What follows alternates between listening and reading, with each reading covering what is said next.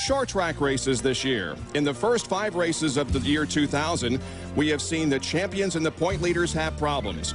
We've seen the reemergence of some veterans, and we have had 5 different winners so far. Last week, a driver taking the checkered flag for only the 2nd time in his career. And now we come to Bristol, where literally anything can happen. Last week at historic Darlington, Ward Burton's Caterpillar Pontiac plowed through the competition to become this season's 5th different winner. This week, Winston Cup champion Dale Jarrett and points leader Bobby Labonte can expect even less mercy here at brutal Bristol, where past frustrations have prompted both to attempt the high-banked helmet toss. Last August, Dale Jarrett's spin could have turned his title hopes around, but credit his Ford team with quality care and quick repairs. Bobby's Bristol adventures include seeing his battery car battered, beaten, and broken, time and again from purely bad luck. Today, these 2 title contenders hope this half-mile high-bank concrete cage shows a little respect to a champion and points leader who have certainly paid their dues. Neither Dale Jarrett or Bobby Labonte would disagree that the primary focus here is simply survival. If you can just finish this stock car slugfest and somehow stay on the lead lap, you're almost assured of a top 15 spot in the final rundown. In 14 previous starts, though, Bobby Labonte has yet to log a top 5 finish. In fact, he has finished 25th or worse in his last 4 visits here. Ouch. As for Dale Jarrett, his 37th place finish last August is the exception rather than the rule. Jarrett boasts a win and no finish worse than 6th in his other 9 most recent starts. These are 2 of NASCAR's most talented drivers, each noted for their poise and patience, yet with totally different records and results at the same track. Explain it? All I can say is, it's Bristol. 7-time NASCAR Winston Cup champion Dale Earnhardt and his car owner Richard Childress have presented a formidable challenge to all comers since they got back together in 1984. 6 championships, 66 wins, and the reputation of intimidation. Now they come to Bristol, where Earnhardt scored his first career Winston Cup win in '79. It's a track where Earnhardt's success is surpassed by only 2 other drivers. He's won 9 times on the high banks of the Bristol Motor Speedway, including last summer's unforgettable bump and run under the lights. It was vintage Earnhardt, although it turned off some of the sport's newest fans. But like him or not, when you come to Bristol, the man in black is one of the drivers to beat. Last summer, Earnhardt became only the 2nd driver to win a race here at the Bristol Motor Speedway after pitting on the backstretch. Last spring, he started shotgun on the field after wrecking his primary car in happy hour and having to go to a backup. He still managed a top 10 finish in that race. Today, he has no handicaps after qualifying 11. So you can expect the Intimidator to be up front at the end as he continues his pursuit of a record 8th championship. They are dedicated and motivated champions looking for wins. Crew chiefs desperately searching for motorsports magic. In the haze and heartbreak of the new year, 2000 has not been too nice for man, machine, or the committed mechanic. But stubborn Bristol brings the smiling acknowledgement of past accomplishments, where the bare essentials of success ignited the climb to the top. Photographs that are too golden to tarnish. At stock car racing's most colorful track, its most colorful heroes have been kissed with good fortune. From the raging grill to the victorious thrill, racers know big wins come at short tracks. And not to be taken lightly, the defending race champions who are here to defend their honor. Rusty Wallace is 43 years old. Today, he hopes to turn 50. He has 49 career victories, and 7 of them have come right here at this track. But lately, the wins have not come so easily for the former series champion. So today, in a brand new car at one of his all-time favorite tracks, Wallace wants to show his fans and his foes they're not seeing an older Rusty Wallace. They're going to see the Rusty Wallace of old. Jeff Gordon is 28 years old, but he too hopes to turn 50 today. 4 of his 49 victories have been at Bristol. Without a doubt, his next win will be one of his biggest wins. Now, can it happen at one of stock car racing's smallest tracks? We'll see. 43 cars ready to race as the season-long chase for the Winston Cup Championship roars on. Now, here are our 2 champions, Benny Parsons and Ned Jarrett. One thing that creates such problems for these 43 drivers is the speed around this Bristol Motor Speedway. If they average like 105 to 110, it wouldn't be much of a problem. but they're going to average somewhere between 115 and 120 miles per hour. Net 36 degrees, that kind of speed is a recipe for disaster. Well, I'll tell you, it really is, Benny. They circle around this thing in 16 seconds or less. 43 cars on a half-mile track is disastrous many times. I tell you, if you have the rare ability to be aggressive, smooth, and patient, and can stay out of trouble out there, make good pit stops, and are one of the very few drivers who don't have any major bucks on their race car at the end of this race, you might have a shot at winning it. And so the 6th race of the 2000 NASCAR Winston Cup season is about ready to roll, with Bobby Labonte on top of the point standings, but by just 9 over Martin. Stewart and Elliott are tied for 6th. Ricky Rudd is 26 positions higher than at this time last year. Rusty Wallace has 7 wins at this facility. And we are just about ready to get this event underway as we get the 4 most important words in the sport of auto racing to fire up the 43 cars set to go. The head football coach at Virginia Tech is Frank Beamer. Gentlemen, start your engine.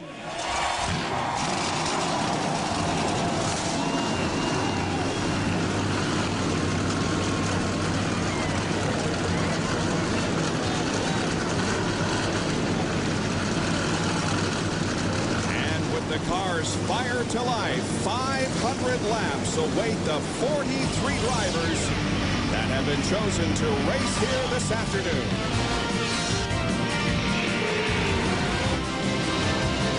And ESPN, the worldwide leader in sports, and the National Association for Stock Car Auto Racing, NASCAR, invite you to settle back and enjoy the always entertaining and exciting Winston Cup racing from Bristol Motor Speedway.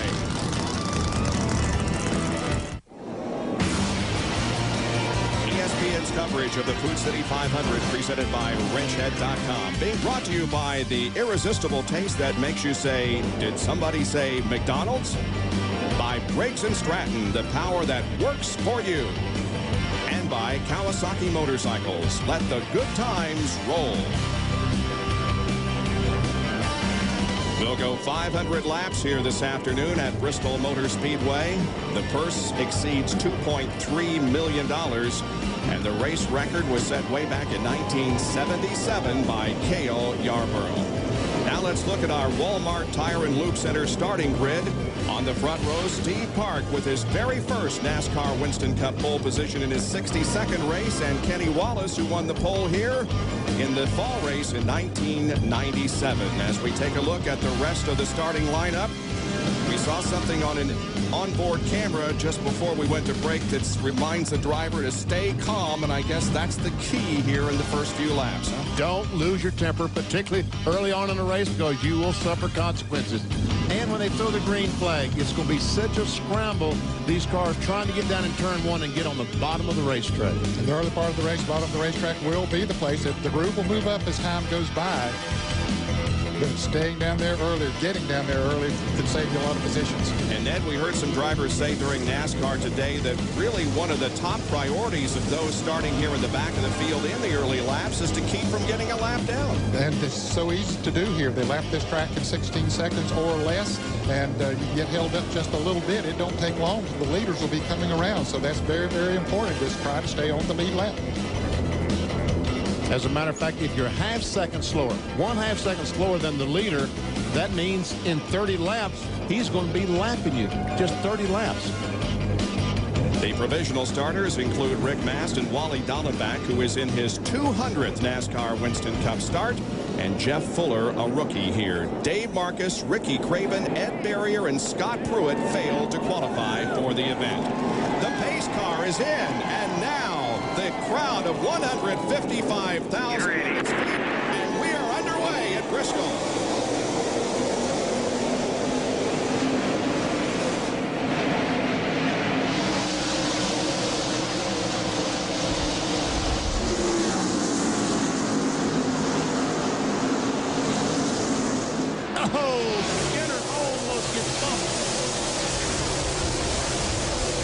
Everybody through lap 1. Okay, no, down in turn number 2, we have several cars involved, including Elliott Sadler, who was the fastest during happy hour. And Dale Earnhardt Jr. spun around. They all get away, it looks like. Everybody is rolling as the pace car picks up the field. There's the damage on Dale Earnhardt Jr.'s car, and you can see some damage there on the left front of Elliott Sadler. And the left rear also. It looks like he spun around, hit the wall with the left rear and the left front. We'll check and see what we have going down in 1. There we see Dale Earnhardt in the 3 car. Goes in the corner, just gets in the left rear of Elliott Sadler, spins him around. Up the racetrack he goes now. Joe Nemechek gets into Dale Earnhardt Jr. and spins him around. And there you see the contact with the outside retaining wall. And from the onboard camera with Dale Earnhardt Jr. He's running a little on the outside. There he gets hit by Joe Nemechek. Earnhardt Jr. was not up beside of his dad, but he was on the high side of the racetrack at that time. Darrell Waltrip is in the pit area, the winningest driver, active driver here at Bristol Motor Speedway with 12 victories. I suspect he flat spotted his tires. He probably put the brakes on and flat spotted the tires, and it looked like they're beating out the sheet metal, so he got hit by someone. So they're taking this opportunity to come in and get some adjustments. Bill? Earnhardt Jr. on pit road, significant damage to the left front of this car. They're going to put on 4 tires, send him back out, have him catch the field, then they'll bring him back in and pull some more of that sheet metal away. So Elliott Sadler moves out, and so does Dale Earnhardt Jr. and Darrell Waltrip. Well, just after they had completed the first lap, we had trouble up in turn number 2. Elliott Sadler, Dale Earnhardt, and others involved in a crash, not surprisingly, at Bristol. Back at Bristol Motor Speedway, where we are under caution due to an accident down in turn number 2 on the second lap of the race. 1 to go right now, but between now and then, let's tell you that Steve Park was the pole sitter and the Bud Pole winner here at Bristol. He joins Dale Jarrett, Rusty Wallace, Ricky Rudd, and Jeff Gordon in the 2001 Bud Shootout at Daytona next February. Jarrett, of course, with 2 poles already this year. Jerry? Elliott Sadler has been on pit road 4 times with the Citgo Ford. He has mostly cosmetic sheet metal damage. The only other concern is the left front tire is towed in. They have tried to fix it. They will bring him back in one more time prior to the green flag. Let's check in with Bill. This is the 4th stop for Earnhardt Jr. They're trying to cut the sheet metal away from the left front tire. They have a saw. They've been able to keep from losing a lap, but they may lose one here. John Kernan. Mark Martin did not come into pit, although he does have some damage as the car's getting ready to go back to green. He does have some damage from someone running into his rear bumper, but they seem to think the car is okay. The green flag waves. We are underway once again. Steve Park, by the way, is leading for the first time in his Nascar Winston Cup career on a short track. This is the 9th race in his career that he has been out front. Being pursued right now by Kenny Wallace, Jeff Gordon, Mike Skinner, and Ward Burton, last week's winner at Darlington. There goes Dale Earnhardt by Bobby Labonte. So we'll put Earnhardt up in the 9th position. Bobby's car slipped a little bit coming off of turn 2. And Jeremy Mayfield slips a little bit coming off of 4, and Tony Stewart gets on the inside of him. Tony Stewart in the orange number 20 Pontiac. Started back in 19th position. He said during NASCAR today that he had a lot of work to do to get up toward the front, and he's getting there as quickly as he can. Now Ward Burton comes up on, Jeff Burton comes up on the back of Jeremy Mayfield. We're on board now with Dale Jarrett. He's looking at the back, and we see Ted Musgrave down on the bottom of the racetrack in the Power Team Chevrolet. He's coming out of the pits, Benny. He made some pit stops during the caution and went back in just as the green flag was coming out. So he's just coming back out. He's about 4 laps down. And there's that much racetrack between that group and the leaders, and the first 3 running very close together. Here's Terry Labonte on the inside of Bobby Hamilton. Hamilton in the 4 car, the yellow number 4 Chevrolet, Kodak Chevrolet, and Bobby Labonte trying to make that pass. There's Tony Stewart coming right along with him. That will move everybody up to 8th, 9th, and drop Hamilton back to 10th. And now Tony Stewart tries to get the 10th position from Hamilton. And he will do so. so entering turn number 3, forcing Hamilton way up high. Well, he's got a little bit of an opening there now. He can get back down to the inside in front of Jeff Burton. Now Kenny Wallace. Oh, the one car getting a little tail happy off the corner. Wiggle a little bit off turn 2. The conditions today are so different than yesterday during that last hour of practice when it was overcast. Today isn't a cloud to be seen. Had some showers overnight, but bright sunshine today. Here's Mark Martin to the inside of Chad Little. 3 Roush cars running back in 25th, 26th, 27th. So Mark Martin has made a lot of gains since the green flag started. Different back positions. Great, at least. There's Kevin LePage now right behind Chad Little and Bill Elliott, along with John Andretti. All this about 9 seconds behind the leader of the race. John Andretti's crew in that STP Pontiac very excited this morning when I walked through the garage area about how well their car was running. Stacy Compton and Brett Bodine behind John Andretti.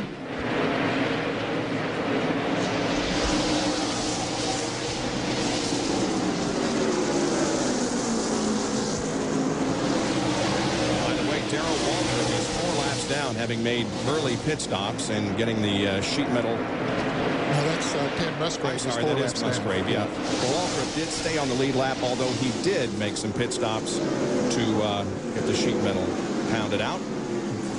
Well, there is the lead trio, and they are not very far behind Elliott Sadler and Dale Earnhardt Jr. Here's Sterling Marlin and Ken Schrader battling for position. This is back for the 21st spot. There is Musgrave again, who is 4 laps down. And Mark Martin goes to the inside of Ricky Rudd. No big surprise that Mark Martin is moving up through this field. Ooh, a little bit of a tap there from Musgrave on the 36 car, but no harm done. This is the shot from the Pennzoil copter cam hovering overhead. Oh, some more contact there between Musgrave and Schrader. And Mark Martin saw the opportunity and takes to the inside of Musgrave. Started to talk about Mark Martin. His car was very, very fast yesterday in happy hour, especially on new tires. And Jeff Gordon goes by Kenny Wallace, goes into that 2nd spot. And here is how Jeff got the position from Kenny. Man, he just gets a great grip off the corner and just powers on the inside of Kenny Wallace, and there's nothing Kenny Wallace can do if he doesn't want to crash. 26 laps have been completed here at Bristol Motor Speedway, and Steve Park, the pole sitter, has been out front since the green flag drop, with Gordon now 2nd, Wallace, Skinner, and Burton the top 5. The 1999 Kart FedEx Championship season belonged to Juan Montoya. He won the title, but he switches to the winless Toyota engine for this year. Michael Andretti has been quick in preseason testing and hopes for another championship. Engine's just about ready to fire, and you'll see that race as part of a triple header here on the networks. After this race at 4:30, coming up is the Grand Prix of Miami for the Kart FedEx Championship Series, and then at 7 o'clock tonight on ESPN2, the Dodge California 250 for the NASCAR Craftsman Truck Series. And right ahead of the leaders, Robbie Gordon spins. And that will bring out caution number 2, and other cars become involved. As Earnhardt gets involved, Bobby Labonte couldn't get slowed down enough, and he touched Earnhardt as he came up on him. All of this while Steve Park was working through the slower traffic. He had already put Darrell Waltrip and Gordon and Elliott Sadler a lap down. Well, actually, he had put Darrell Waltrip and the 21 car of Elliott Sadler a lap down. Robbie Gordon was battling with the 17 car, Matt Kenseth, for a position, trying to stay in front of the leader when they made contact, and Robbie Gordon spun in the wall. See, here we see Robbie Gordon, the 13, Matt Kenseth in the 17. The yellow car right behind is the leader there. We see the contact. And around goes Robbie Gordon. No, just nail the gas, and that helps some, but not enough. There you see the leader, Steve Park. He quickly goes to the inside. All the other cars going down on the apron of the racetrack. And here we see Bobby Labonte, Ned, as you're talking about, get in the back of Dale Earnhardt. Shot Earnhardt right up the bank. Don't think he did a lot of damage to his Chevrolet. But the leaders are coming in the pits as we watch that once again. And we'll see Earnhardt spin into this. There he goes around. So on the 40th lap, we're seeing pit stops made as the top 21 pit stalls here on the front stretch. And they're heavily occupied right now, Jerry. Our leader, Steve Park, in for his first pit stop of the day. His car is perfect. He said no changes, simply 4 tires. They're already to the left side of the car. Earnhardt's pit. Bill. Earnhardt has sheet metal damage on the left rear. They make a track bar adjustment. They're going to make a 4-tire stop. They took a long time on the right side. The 1 car's away. The 88's away. The 31, the 25. Taking a long time to get the tires on the 3 car. He's away to John Kernan. Mark Martin's crew putting 4 tires on, completing the work on the left side as the leaders streak by down the back stretch. Mark's car was a little bit tight, so they made a 3/4 round wedge through the right rear.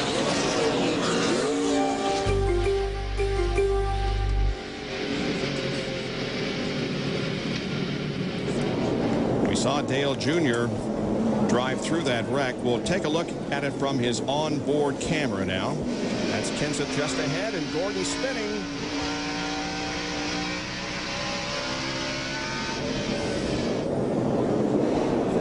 Bobby Labonte. Oh, there's a contact with Earnhardt as he tried to stop. That's the Circuit City onboard camera. The leader of the race will be the 22 car of Ward Burton.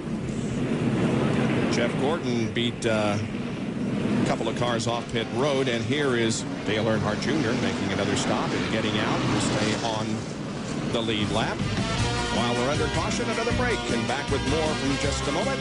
Bristol Motor Speedway. Stay with us. Just about ready to go back to racing here at Bristol with Ward Burton out front. Jeff Gordon. Be ready, sir. Be ready.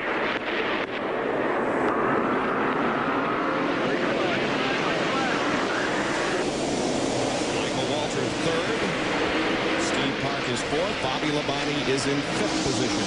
Well, Michael Waltrip in 3rd place there is pitting on the backstretch, but he only took on 2 tires, which was probably good pit strategy. They had not had that many laps on the tires they had on, and we understand that Ward Burton only took on 2 tires as well. You can see there in the cockpit summary that Ward moved from 5th to 1st with those 2 tires. Terry Labonte dropping from 6th to 11th.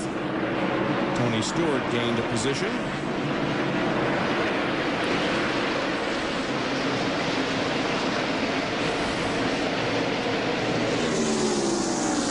Burton comes into this race having led the most laps in the 2000 NASCAR Winston Cup season, a total of 288 going into today, helped of course last week by his dominance at Darlington.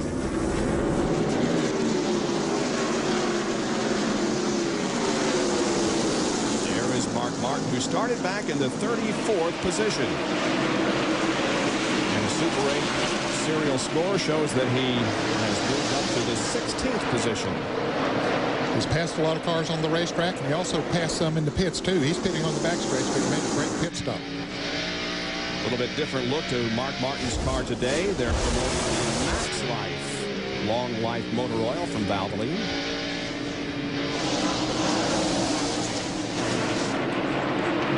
And Dale Earnhardt is on the high line and getting squeezed. Well, I tell you, he's making it work. Takes a lot of guts to get up there this early in the race, but he's making it work. He had an extended pit stop after getting spun. Now Jeff Gordon takes the lead from Ward Burton.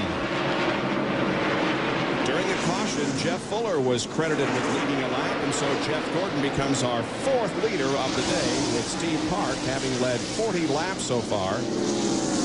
That means he has led more laps today than he has in his entire Winston Cup career. Came into this event having led 35 this year. Big traffic jam back here. Dick Triggle on the inside. Johnny Vincent on the outside.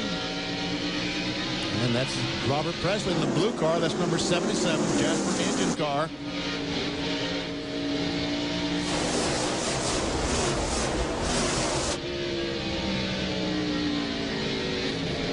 Pace of the race. Let's go inside and check our telemetry, sponsored by Jimmy Dean. We'll see the miles per hour, the RPMs. You see Trickle goes down just to 102 miles per hour, the slowest mile per hour we see, and he will accelerate down to 131 down the straightaway. But he slips up the racetrack right now, and the 77 car Presley trying to get alongside. Presley does take the 19th position. Now Johnny Vincent looks for an opening down low, but can't find it. Battle for 8th position involves Mike Skinner and Jeremy Mayfield. And Mayfield is all over Skinner. He's got a fender on him going in the turn, but couldn't quite make the pass. Now he might get it. Rusty Wallace has caught him as well. He's going to follow his teammate, Jeremy Mayfield, on the inside of Skinner. Jerry has more on Rusty Wallace. Prior to that caution flag, Rusty Wallace had been losing spot for spot.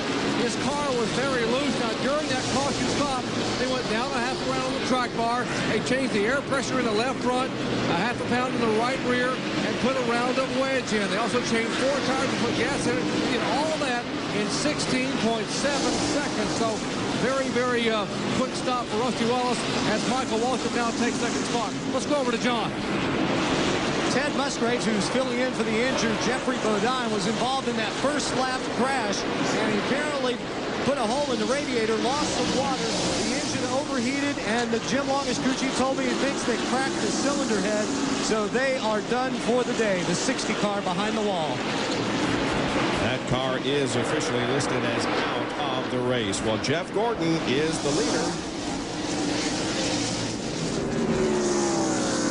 He's led in the year 2000, led 22 last week at Darlington. Here is Terry Labonte trying to take the 10th position away from Mike Skinner. And Skinner's going to come up on the car, the 21 cars. They get together just a little bit. Now Dale Jarrett tries to get down there. I'm starting to say that Skinner's coming up. You see Sadler up there in car number 21 running the high side, giving those drivers the low side. And that's working against Mike Skinner since he's up there in that second groove right now. He and Mark Martin going to try to go for the same spot down in turn 1, but Mark is already there. Skinner wisely backs off the gas. Skinner is in a very bad position there. He got up on when Jeremy Mayfield got on the inside of him. He got up there and could not get back down. Now he finally gets back down on the inside. He lost a lot of positions. Jerry Nadeau, the 25 car, cut Mike Skinner some slack there and allowed him to get back in line. Clear all around. The next time the Skinner sees Jerry Nadeau, he ought to walk up and say thanks.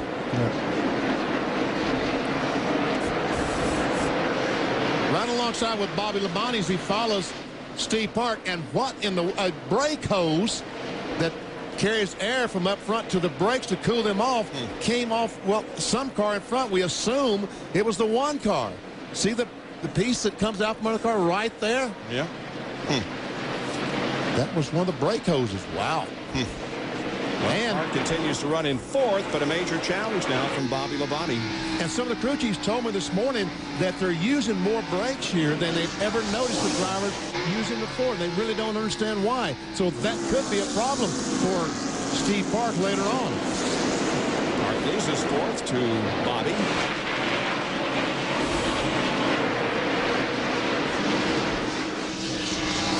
Labonte there moved him to the 4th position. And the hood on the right side there, perhaps when he hit Dale Earnhardt over there, they buckled that up a little bit. Down to Bill Weber. How about Tony Stewart, Bill? He's up to 6th. Could be trouble for Tony Stewart. He has told his crew he's overheating. The water gauge is pegged. The crew now up on the wall. They're discussing when to come in. But Tony Stewart could have to be here any moment. They're hoping to get a caution, but they can't hope for too long. And that's another problem with practicing when it's cooler. I don't know, yesterday the temperature was probably, oh, here he comes. Tony Stewart off the racetrack on the pit road to try to cool this thing off. And how many laps is he going to lose? Bill Weber. He's going to lose a significant number of laps here. They will raise the hood. They're going to try and force some water in there underneath. Now they want him to cut it off.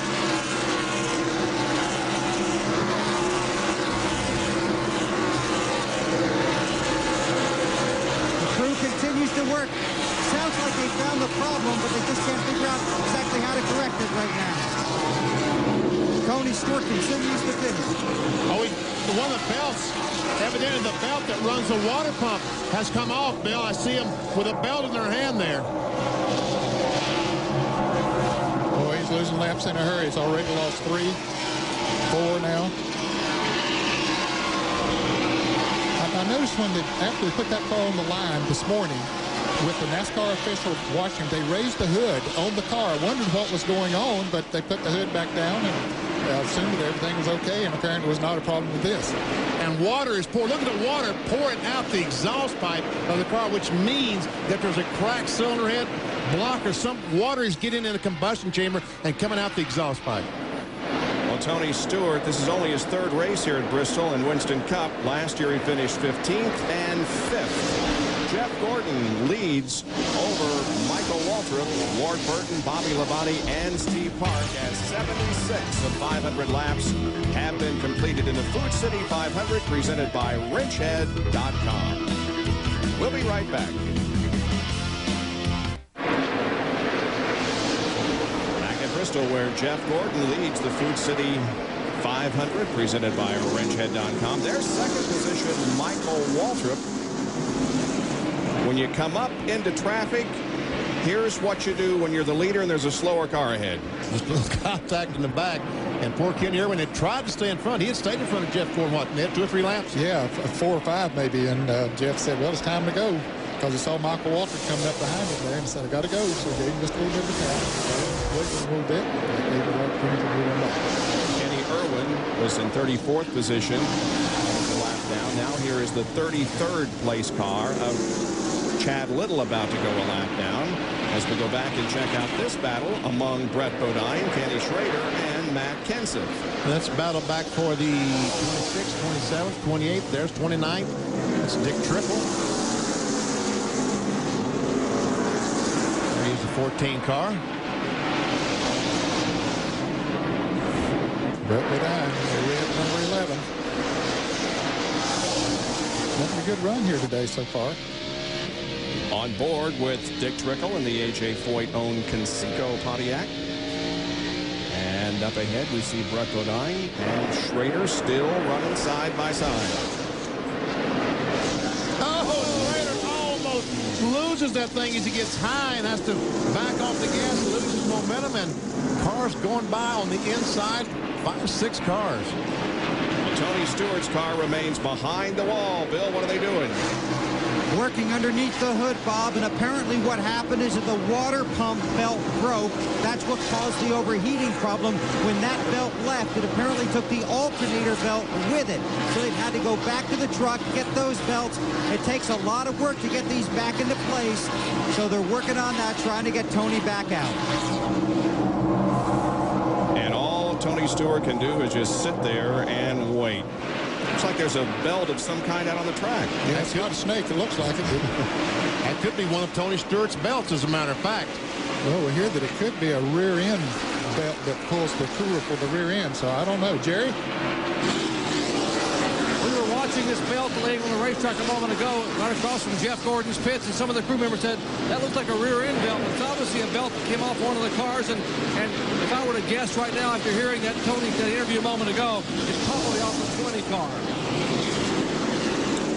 And I'm surprised that Tony Stewart would lose 2 belts and the oil pump belt still stay on the car. That's always the big concern.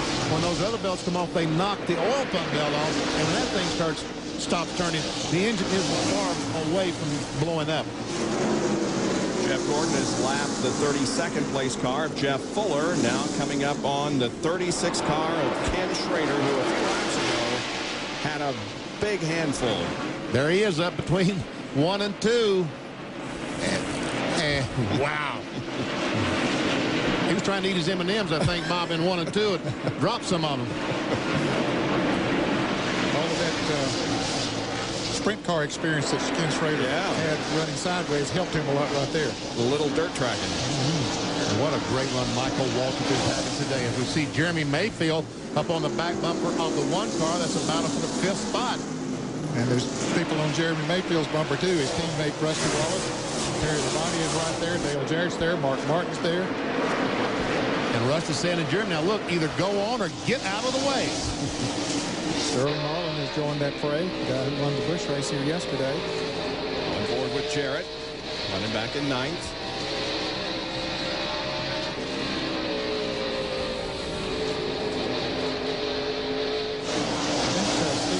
Is holding this crew up just a little bit right now. His car not quite as fast as some of those that are behind him, but he's fast enough to stay out in front of him. And it might not be him. I looked at a moment ago, and Ward Burton really was the man that was holding a couple up. Ward's passed some lap traffic now and has moved on the way. And what they have caught the 42 car, Kenny Irwin. There we see, and we saw Jeff Gordon getting the back of Kenny Irwin earlier. Tony Stewart comes back down pit road, heading back out on the racetrack. But he's lots of laps down. Now 31 laps down as Tony rejoins the competition. Jerry has more on Steve Park right now in 5th, but has a lot of traffic behind him, Jerry. And Ned, you might be exactly right about Park holding up a little bit. He has called on the radio and complained now for the first time today that his car has gotten very tight in the middle of the corner. It will not turn in the corner and is slipping up the racetrack, so he has to back out of the throttle a little bit. So obviously they'll need to make an adjustment. But right now he's not nearly as quick as he was at the beginning of the day. And you're probably right. He is holding up the 12 car and others behind him. Well, his last lap was 112.9. The fastest was, looks like Bobby Labonte at 113.6. And Jeff Gordon now tries to lap Stacy Compton, who's running in the 30th position. And Michael Waltrip hanging right there in that Seven Nations rent car. And remember, he only took 2 tires. Gordon took 4 tires, so did Bobby Labonte. And that's something that these crew chiefs will file in their memory bank as this race goes on. So, hey, that guy was able to stay up there good with just 2 tires. They didn't have that many laps on them at that time, but it is something that they will certainly think about. Michael Waltrip has won here at Bristol before, won a Busch race in April of 1993. As a matter of fact, I was in the pits that day, and in Victory Lane, he proposed to his wife. There is Ward Burton in 4th. Just took over the 4th spot.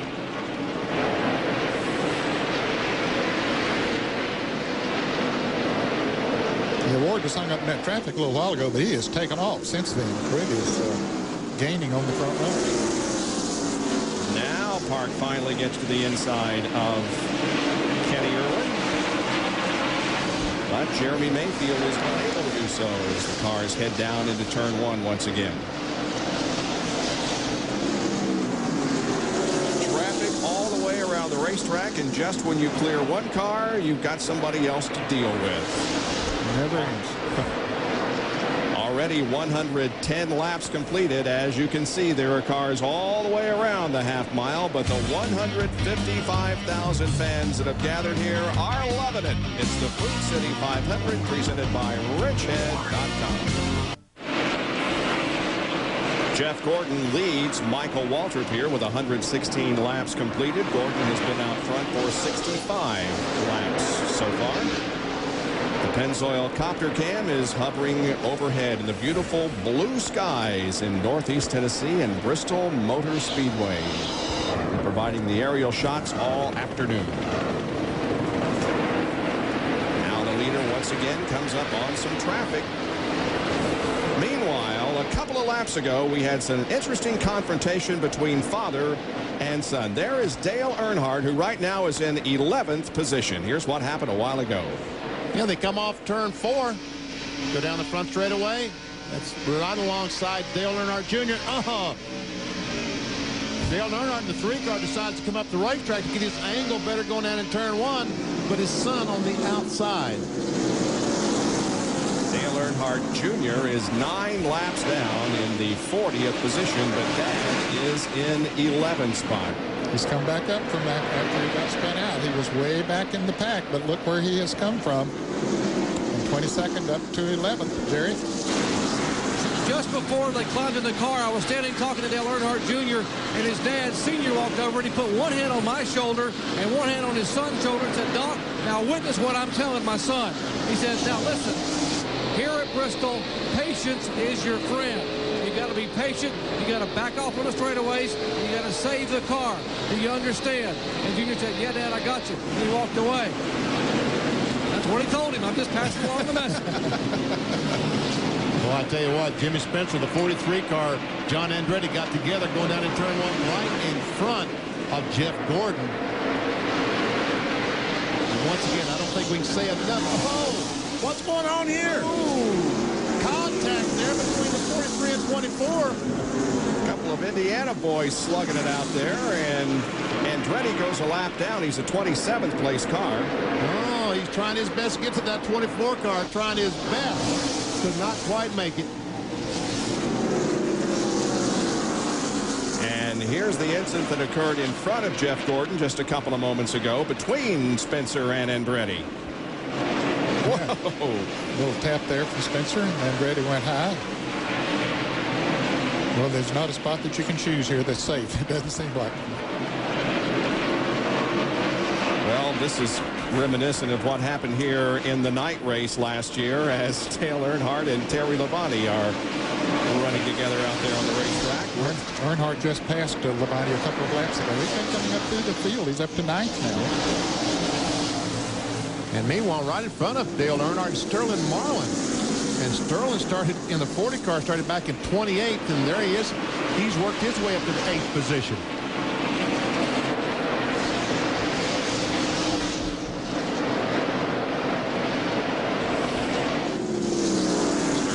Started 28th. By lap 25 was up to 21st, and our Super 8 serial scoring shows him now in the 8th position. In the first race here at Bristol last year, he finished 14th, and in the night race wound up 7th. Sterling Marlin won the NASCAR Busch Series race held here yesterday afternoon in very convincing form, I might add. And a very unfamiliar race car because Dave Steele was, of course, assigned to drive it, but Sterling got in it and qualified it. And then they had plans of Dave running it in the race, but NASCAR reminded everybody of the rule that says a rookie cannot start after the car is qualified by somebody else. So Sterling drove it and went to victory lane.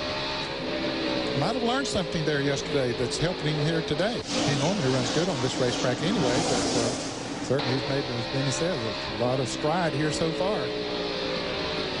Dale Jarrett, the defending NASCAR Winston Cup champion, is in 11th position.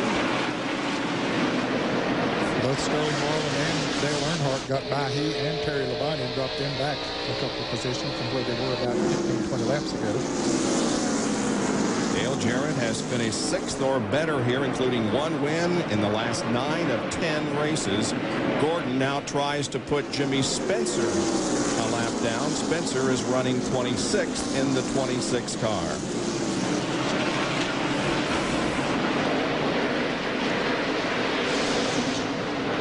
Jeff Gordon has gained 6 positions.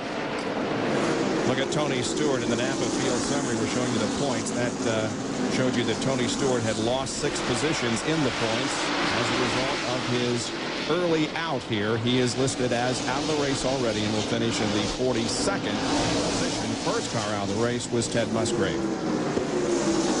Dave Blaine in the 93 car. He's going another lap down to the leader. He's now 2 down to Jeff Gordon. And Bobby Labonte looks like the 18 car, the Interstate Batteries car, has caught Michael Walter. And it could be that the 4-tire change, Michael only changed 2, and it looks like maybe these guys that changed 4 have a little bit of advantage now. That normally comes into play in real long runs, and we've been under green flag here for quite a while. Labonte closes in on Michael Waltrip, who's trying to turn his season around. He is 33rd in points. A year ago, he was 10th in points, and he is 23 point positions behind where he was last year. That's the largest loss of any driver.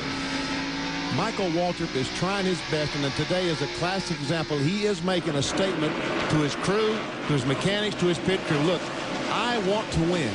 I am capable of winning. Now, we've got to get a car that will last all day, run 500 miles. Now, we'll see. They made a great pit stop earlier.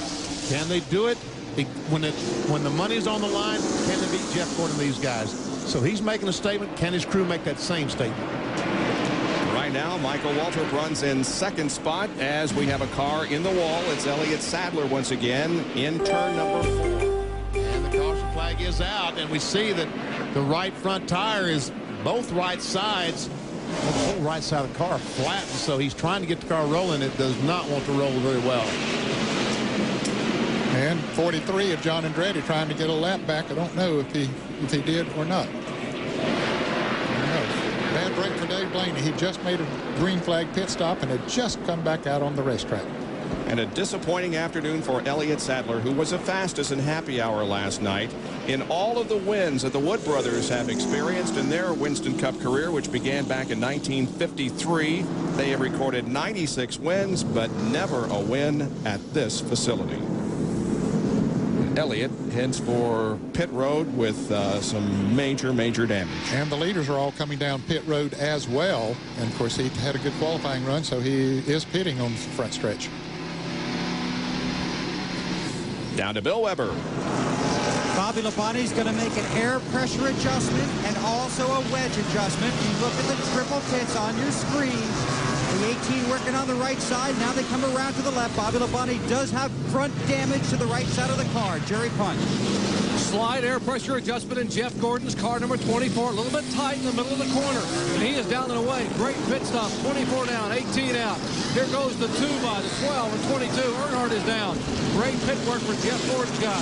Let's go over to the 7th pit, John Kerner. Michael Walters cruising the half-pound of air pressure out of the right front tires and loses 1, 2, 3, 4, 5, 6, 7, 8 spots. He comes in running second. He's going to lose 6 spots and almost some contact with Mark Martin as they left pit road together, but he did beat Mark out off of the backstretch. I saw someone hit a tire back there. That might have been Michael as well. Down to Jerry. Elliott Sadler climbing out of his Ford Taurus here to walk around and survey the damage. A tough break here for this crew early on. I know he's very upset, very angry, so he obviously decided to go off and be able to collect his thoughts. Very upset. Elliott Sadler, very angry because of the opportunity he thought he would have today here at Bristol, Tennessee. He wants to give this Wood Brothers team their first win in a long time, but taking a look at the right side of that car, it was not to be. And here's what happened at the exit of the pit road back on the backstretch. Yep, Michael Waltrip did hit the tire, looked like from Matt Kenseth's car, but he did beat Mark Martin off pit road. Almost a collision back there. Back with more in a moment.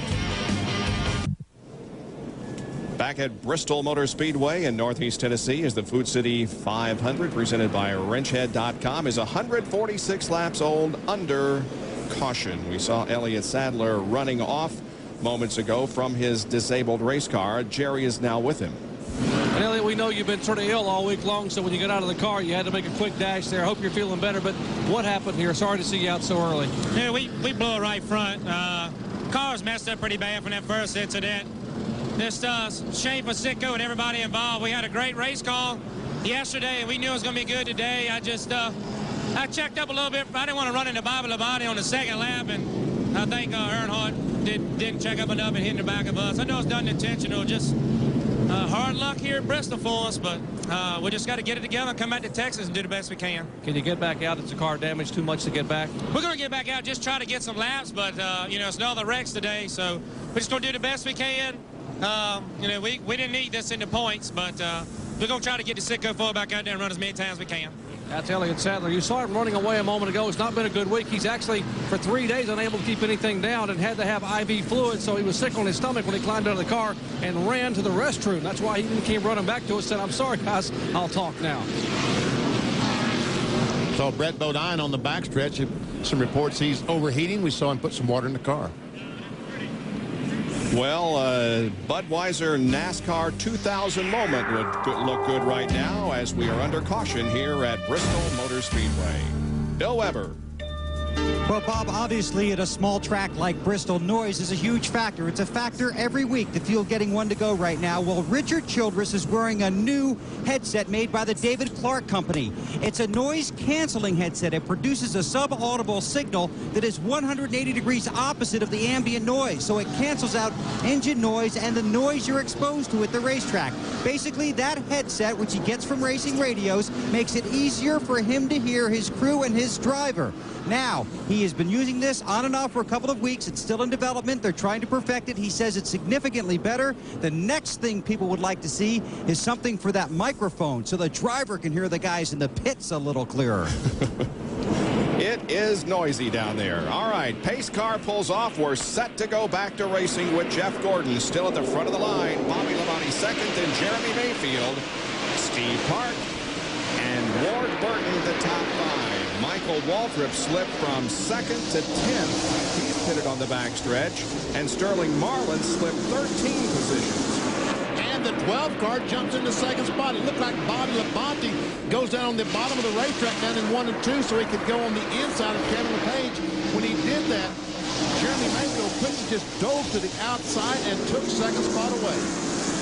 Jeremy Mayfield had a great pit stop. Got himself up there in third position. Now is chasing the leader.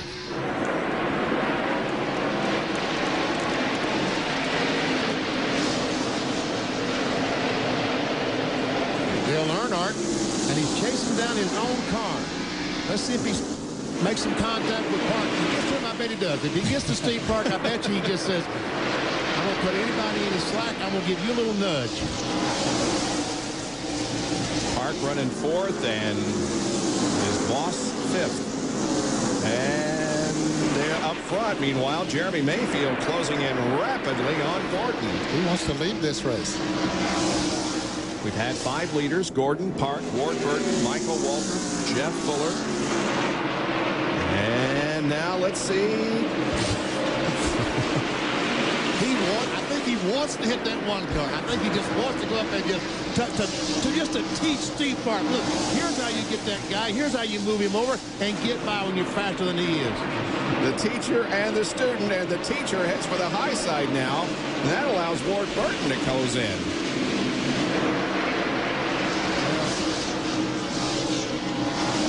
Well, look at that run. Earnhardt gets off the turn coming off the high side. Dale Earnhardt has figured out that now that high side is not going to work with the tires as new as they are.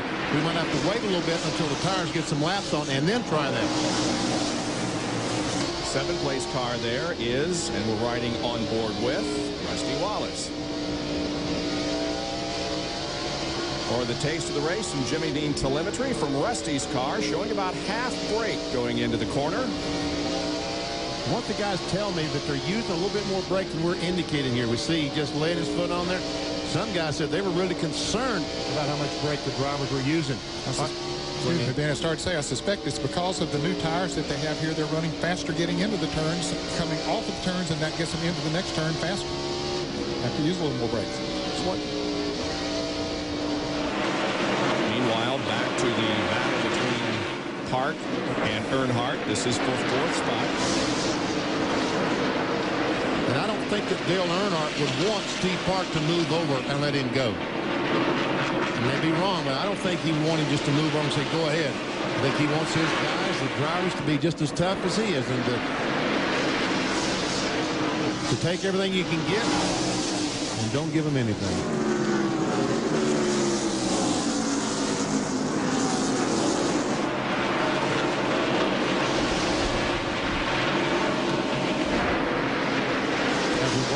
Jeremy Mayfield is not pressuring Jeff Gordon like he was. He's now about a half second behind Gordon, which is about 10 car lengths, 15.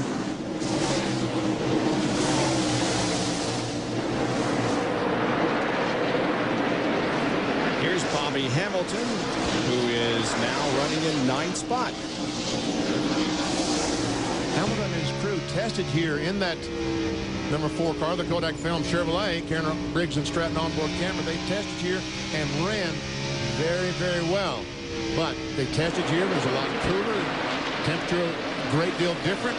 They had to make some adjustments on this car. Ned pointed out during a break that looked like he was pushing off the corners. They made some adjustments, and he seems to be a little bit better now. By far his best start of the year 2000. Began today's race from 8th position. He's got quite a racetrack, though, quite a bit of racetrack between himself and the leader as Rusty Wallace takes over the 6th position from Ward Burton.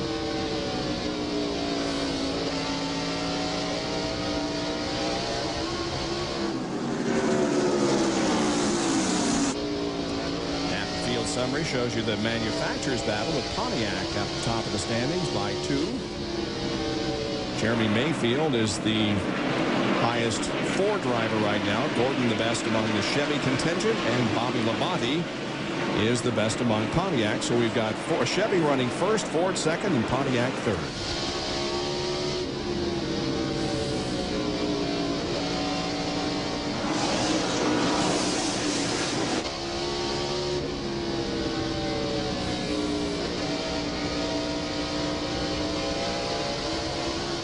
The interval about at 0.6 of a second now between Jeff Gordon and second place Jeremy Mayfield, as 168 of 500 laps are completed in the Food City 500. Elliott Sadler began the Food City 500 with high hopes of pulling off his first victory. So did Dale Earnhardt Jr. But early in the race, Elliott gets a bump from Dale Earnhardt Sr., sending Elliott up high, and Dale Earnhardt Jr. is also involved in the incident. Robbie Gordon got it tapped from Matt Kenseth a few laps ago, sending Gordon up into the fourth turn wall. So it's a typical Bristol race so far, with Jeff Gordon out front of Jeremy Mayfield with 179 laps completed. Bobby Labonte is third, followed by Earnhardt and Rusty Wallace. Just put his teammate Jerry Nadeau, the 25 car, lap down, and as he's caught this lap traffic, it's allowed Jeremy Mayfield to close right up on his back bumper. Chad Little, very gentlemanly-like, moves over. He goes 2 laps down, didn't he? They're about having one of his better days here. Right directly in front of Jeff Gordon is a couple of cars that are in the lead lap. It's 11 of Brett Bodine and the 55 of Kenny Wallace, who started on the outside of the front row. Take a look at our Nation's Rent on-track interval, showing you the interval between Gordon the leader and Earnhardt in fourth, and he's shaved it down from 2.3 seconds to 1.6. And you can see that Earnhardt's laps are pretty consistent, but as he runs across this traffic like right now, trying to pass the 97 car, his laps will slow. And fans, if you're wondering where that one car is that Earnhardt was chasing, his car, well, he passed him while we were on break there a moment ago and was driven away. There's Darrell Waltrip in the 66 car right behind Dale Earnhardt. Waltrip is now 2 laps down in 35th position on his victory tour, hoping that perhaps this could be the day that he could win another race at Bristol. At the line, we'll show you the fastest cars on the racetrack. Looks like Earnhardt that last time was the best. Well, make that Sterling Marlin. Another car that's hitting on the backstretch, Bob. And the last time we had a note here a moment ago that Sterling Marlin was running 8th or something and came out of this in 21st position. And once again, Sterling Marlin is the quickest, but you see he's back in 15th spot, having again work his way back to the front. Johnny Benson also shown among the fastest cars on the racetrack. There he is with Mike Skinner, running in 10th and 11th. And Dale Earnhardt goes into 3rd spot by Bobby Labonte.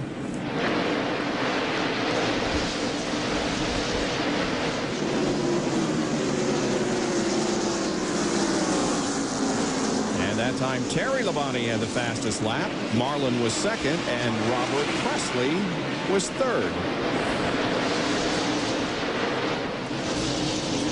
But Earnhardt now is in 3rd position.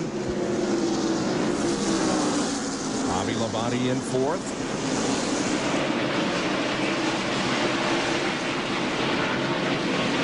Sterling Marlin, meanwhile, is running back into 14th position. And just got by Jeff Burton to take over that position. You see, he started 28th, was up to, I think, the 8th spot at one time, but he's now back in 14th. Once again, that backstretch tip sometimes can just be the kiss of death when it comes to trying to maintain your position. Who started alongside Steve Park on the front row, goes a lap down here on lap 193. Not so quick. Quite. So quick. Oh, here's Jeremy Mayfield and Dale Earnhardt right behind them. All three of them running nose to tail. Now Kenny is going to allow Jeff to get to the bottom lane. And Jimmy Spencer, the Kmart Ford, right in front. Spencer is now in 23rd spot.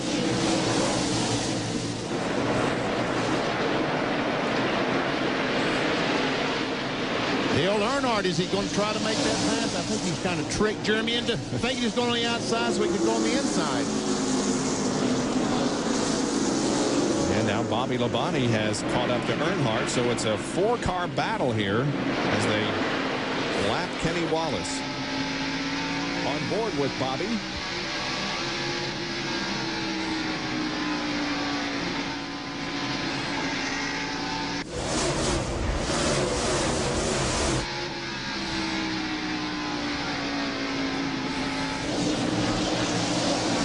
Spencer is also going to go a lap down. So now 22 cars are on the lead lap. Ned, this is exactly what you talked about at the top of the show. You have to be patiently aggressive. Now, I know that's a contradiction in terms, but that's exactly what Jeff Gordon is being. Yes, he's aggressive when he needs to be. Here's Earnhardt being aggressive right there, trying to get on the inside of Jeremy Mayfield, but you also have to be patient. You can get the fenders knocked into those cars all too easy. Earnhardt now takes over that second position.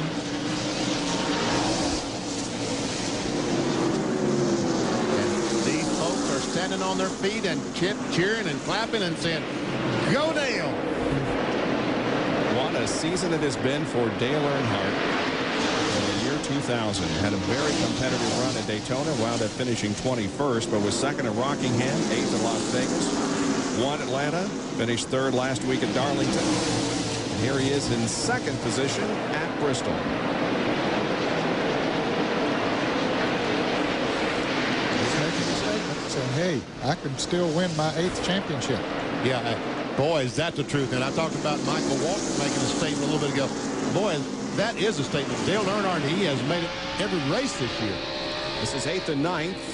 Dale Jarrett is in 8th, looking back on the 9th place car of Bobby Hamilton. Hamilton closing in. Now Earnhardt up on the high side of the racetrack. They've got traffic in front of them. Let's see who emerges as the best in this little incident. I think that bottom groove is going to work this time for Gordon. Oh, Jeff Gordon catches the apron off turn 2. There's Dick Trickle. Jeff, come on now, Dick, cut me some slack. Let me go. Oh, Trickle gets a little loose right in front of him. And I think Trickle had to squeeze off the gas when that happened, which allowed Jeff Gordon to get right in front of Earnhardt and a bump from Earnhardt. Earnhardt, though, loose coming off the corner. And Jeremy Mayfield, don't forget about him. He's right there also. Now off the corner.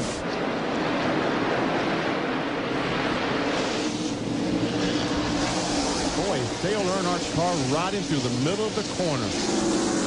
Watch right there, he just is so much faster, but the high line is so difficult. Well, he got a good run. He's cut down on the inside. He cut down the hill, got some momentum, and here he goes. Boy, he had a great run coming off the corner. Oh, not 3 deep. No, Jeremy. That won't work.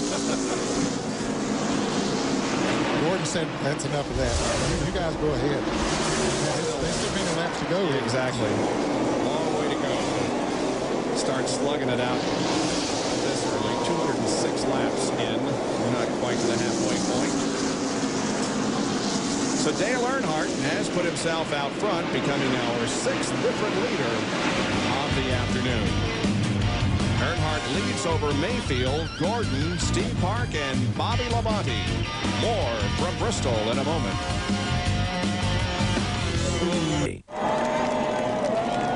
When we went to break, Dale Earnhardt was the leader of the race. He is now behind the wall, and it happens just that quickly here at Bristol. The 4th caution coming out on lap 208. Here's what happened. It all developed up in turn number 4. There we see the spin. Looks like there's some contact between Kenny Irwin and maybe Matt Kenseth. And here comes Earnhardt and just clipped him with the right rear of the Goodrich Chevrolet. And it really knocked that rear housing back. Watch Earnhardt.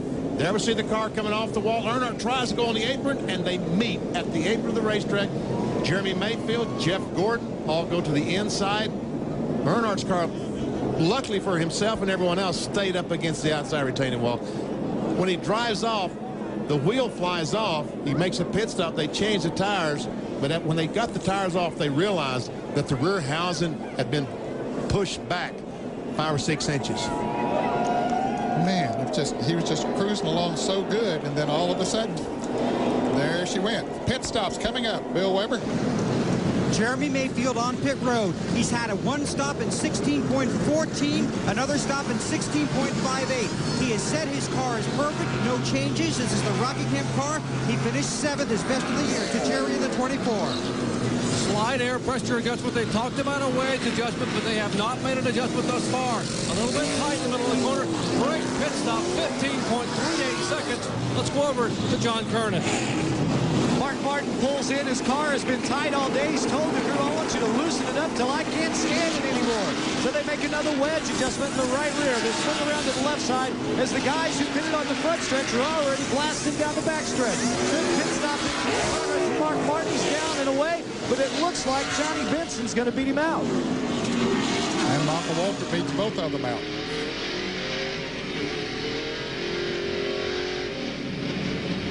Those pitted on the backstretch rejoin the field as it goes slowly through turn number 2. Ned mentioned Michael Walter, but I think we need to update he was running 2nd or 3rd when the caution flag came out. He changed 4 tires.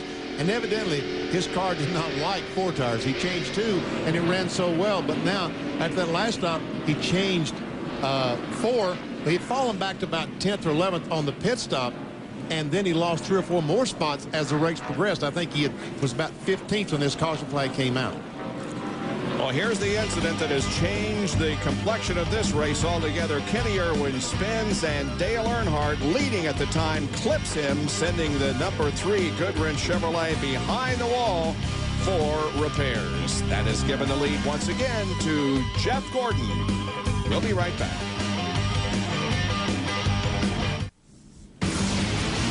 ESPN's coverage of the Food City 500, presented by WrenchHead.com, from Bristol, being brought to you by Ford Motor Company. Better ideas. By Daytona USA, the official attraction of NASCAR. And by Valvoline. You can always tell the guys who use Valvoline. Down to Jerry Punch. 9-time Bristol winner Dale Earnhardt sits in the car. I'm with RCR, Richard Childress' car. RC, how bad is the car hurt? It bent her. It got the rear housing, everything underneath the back of it. We're just going to have to get it out and try to get as many points as we can. You know, it's a shame. You know, the car was working good. Dale was doing a great job. It's Bristol. What can you say? What can you say about Brady? How about the steering? I heard him say the steering wheel moved over 3 inches. How about the front suspension? Well, we don't think the front's hurt that bad. We think the rear housing was knocked around so far is what reason he was correcting the steering wheel so far. Okay, Richard Childress, a lot of damage on the 3rd place man in the points. Tough break for the Intimidator. Green flag waves. We are back to competition. Earnhardt trying to get back into the race. If he does not, it'll be his first DNF here at Bristol since 1981. Jeremy Mayfield right on the rear spoiler. Jeff Gordon for the lead. And that's what we saw the last time as Jeremy goes by and takes the lead. We saw the car on fresh tires. Jeremy was quicker. And here comes Rusty Wallace, his teammate. This could be a great day for Roger Penske Racing. Rusty back to 2nd position now. And car number 55, Kenny Wallace, is trying to get back on the lead lap. And Trickle gets in the side of Jeff Gordon up in the corner. And Steve Clark now will go to the inside line, and Gordon may lose a couple of more spots. Right now, Jeff Gordon is racing for his life, trying to get in front of Dick Trickle, and looks like he's going to make it. Yep. I think he needed just a couple of laps on those tires before he could really feel confident driving hard into the corners. He's gotten by that car of Trickle now, so he should be okay and should be able to catch the other cars back. Now, Dick Trickle is 2 laps down, running in 29th position. So this is not a battle for position. They're just trying to root him out of the way. Down to John Kernan. Bad news for Bill Elliott as he has pulled his car behind the wall, not because of contact or anything out on the racetrack, but because of a transmission problem. So they're having to change the transmission. So Elliott, who has been off to such a great start this season, is also experiencing problems, losing lap after lap as they put in a new transmission. To the leader, that's Jeremy Mayfield, and he is leading his first laps of the 2000 season. Last time he led was at Atlanta, the final race of 1999. He's our 7th different leader so far, and we've had 9 lead changes. Here's the 22 of Ward Burton running 5th. Just past Dale Jarrett for that position.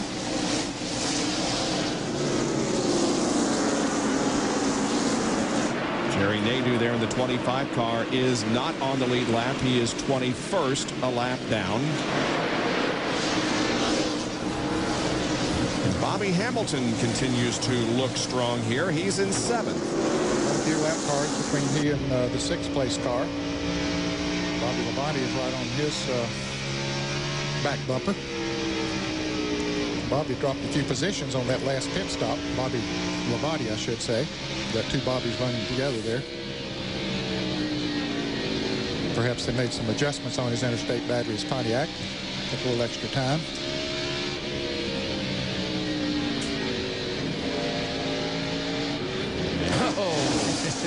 And here comes Bobby Labonte on the inside of Bobby Hamilton. You have to be very patient here, and you have to, part of that patience is waiting for the opportunity, the right opportunity to make that pass.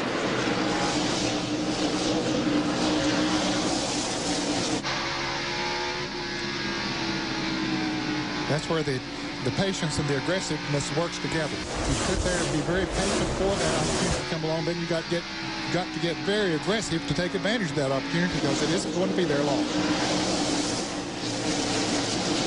Now he'll just wait again and hope that Bobby Hamilton gets impatient and gets on the gas or tries to pass the 14 car, gets his car out of shape, and then Labonte will just pounce right on that opportunity.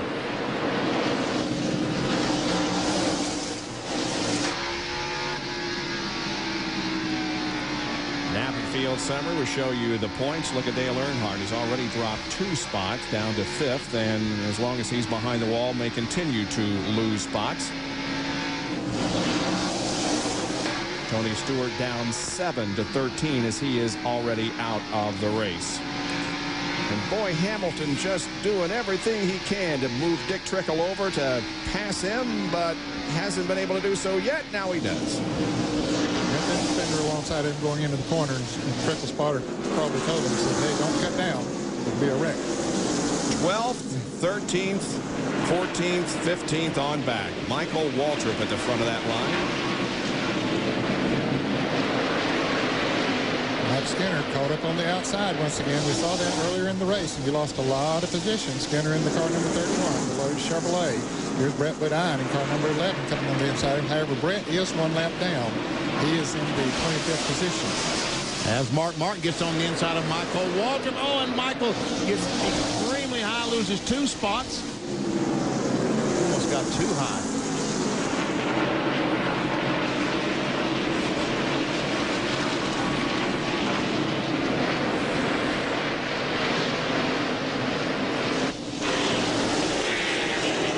First pit stop sequence, Michael Waltrip took only right side tires and made up a lot of ground on the racetrack, and we saw him hold his own near the front of the pack.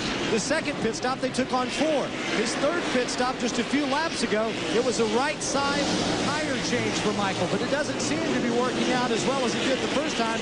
But although he did get caught up high, and as you guys have pointed out, being up in that high line just doesn't seem to work. Johnny's got a lot more laps on those left side tires than he did the first time when he just put on right side tires. That could make a difference as well.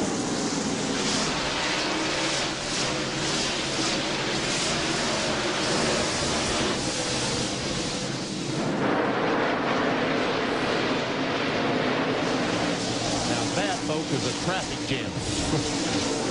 At 125 miles an hour.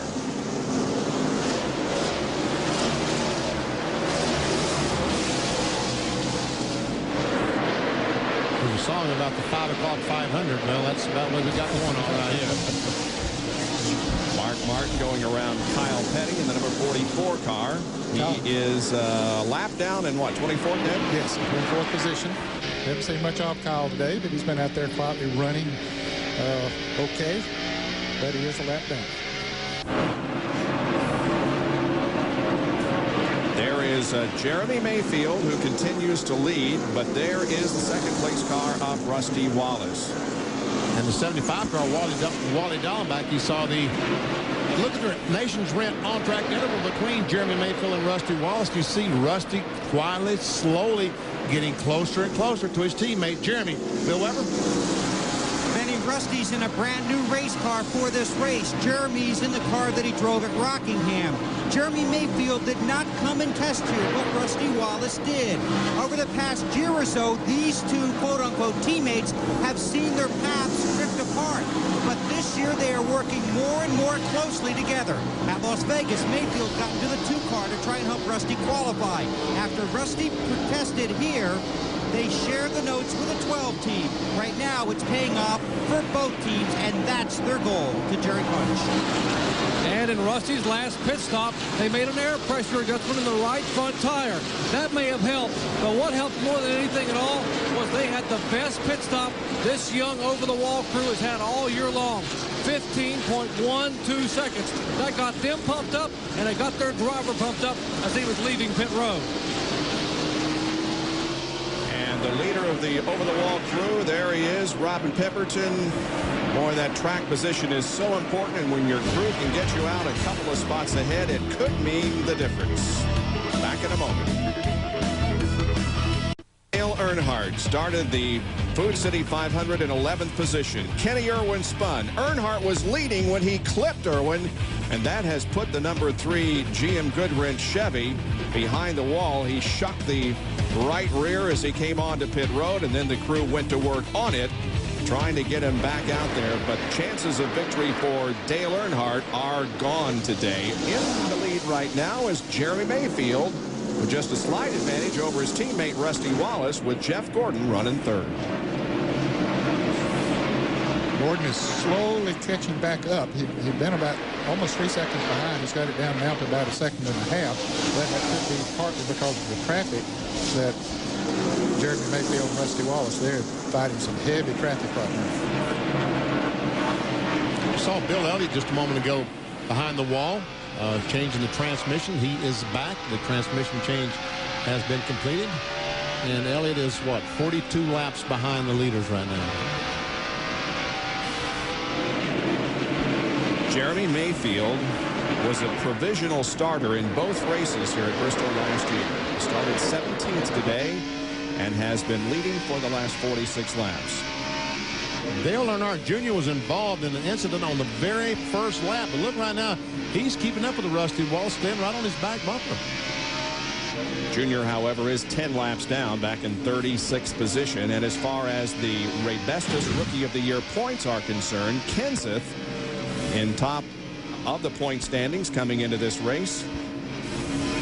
Earnhardt Jr. is second. Stacy Compton and Dave Blaney and Jeff Fuller are the top 5. Pruitt didn't make today's race. Neither did Ed Barrier. And, of course, Mike Bliss has been replaced in the A.J. Foyt car by Dick Trickle.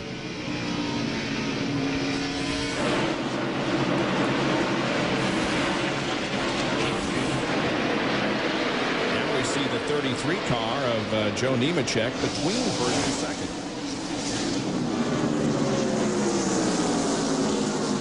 Nemechek is in the 19th position. We have passed the halfway mark. Jeremy Mayfield was leading at halfway, and so far in the first 5 races of the year 2000, 2 drivers leading at the halfway point have gone on to win.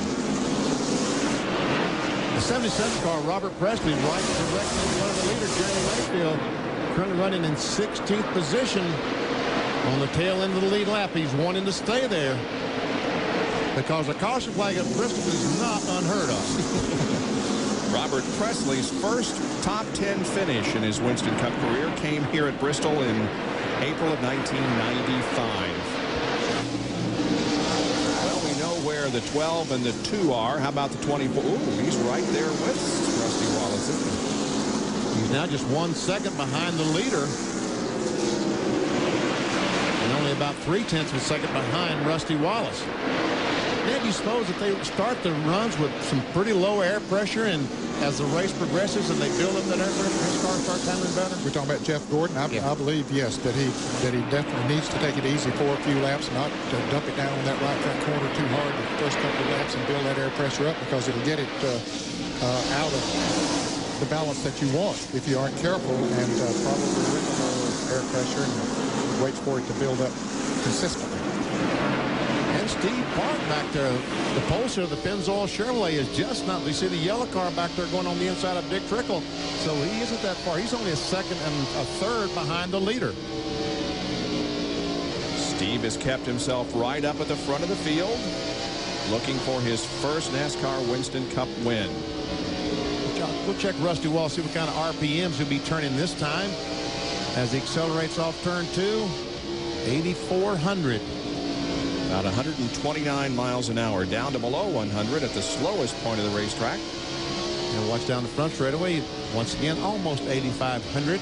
On fresh tires, we probably will see these cars turning 86, 8,700 RPMs. But as the tires get hot, the cars start slowing down. And look at Jeff Gordon close in right on the back bumper of Rusty Wallace.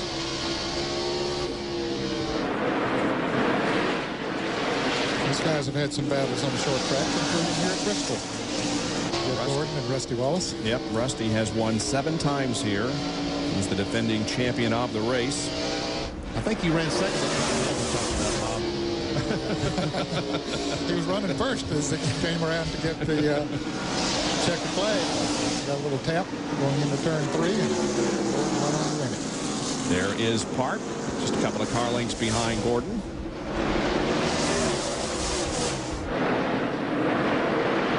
Now closing in rapidly. Wow, and that's going to let Steve Park get on the inside of Jeff Gordon. Battle for third. Oh! Whoa!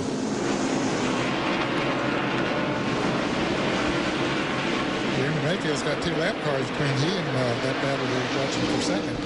He likes that.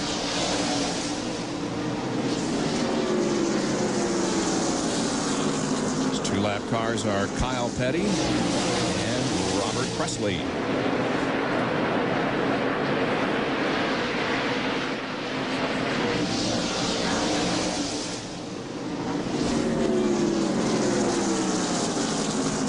Robert goes up the racetrack, and being the gentleman he is, moves over, lets Rusty go, and I would expect to do the same thing for Jeff Gordon and Steve Park. Yes, he does.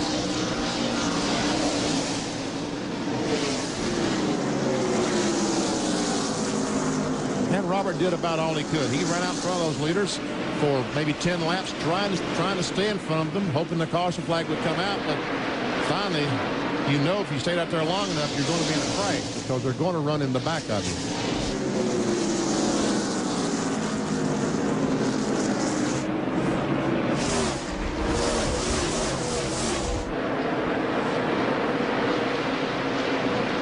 Jeremy Mayfield, meanwhile, has opened up a lead that exceeds 1 1/4 seconds.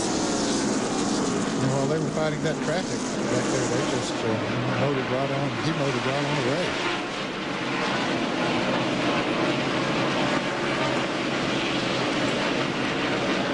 Dale Earnhardt Jr. continues to have problems here at Bristol. We're on board with him. This was a couple of laps ago, and way up out of the groove. Boom. Right next to Dale Jarrett. But Earnhardt continues the pursuit. And he's running as hard as he can and goes by Chad Little. Steve Park once again putting some pressure on Jeff Gordon. They went across that slow car of Kyle Petty. He was trying to find his opportunity to get by Jeff. Did not present itself.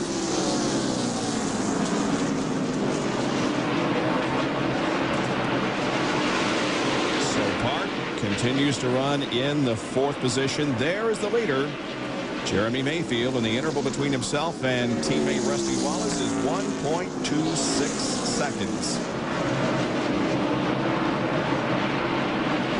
17 cars on the lead lap. Here are the top 5. Jeremy Mayfield, Rusty Wallace, Jeff Gordon, Steve Park, and Ward Burton. 6 through 10, Jarrett, Bobby Labonte, Marlon Hamilton, and Martin. Welcome back to Bristol Motor Speedway in the Food City 500, presented by WrenchHead.com. I'm Bob Jenkins, along with Benny Parsons, Ned Jarrett, John Kernan, Bill Weber, and Dr. Jerry Punch. 3 ladder mentions in a very noisy pit area down in the infield here. So now Jeremy Mayfield had opened the gap up between himself and Rusty Wallace for about a second and a half. And then the traffic came into play, and now Rusty Wallace, you can see, just about a half second behind his teammate, Jeremy Mayfield. Well, it's going to be about a quarter of a second by the time they get back to the line. Jeremy on the inside of Brett Bodine up ahead.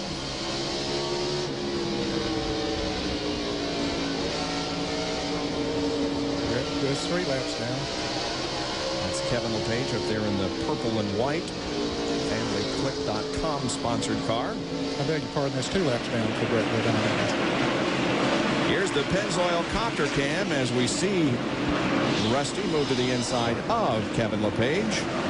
Thanks to the people at Pennzoil for the Pennzoil copter cam. And Steve Park is right on the back bumper of Jeff Gordon.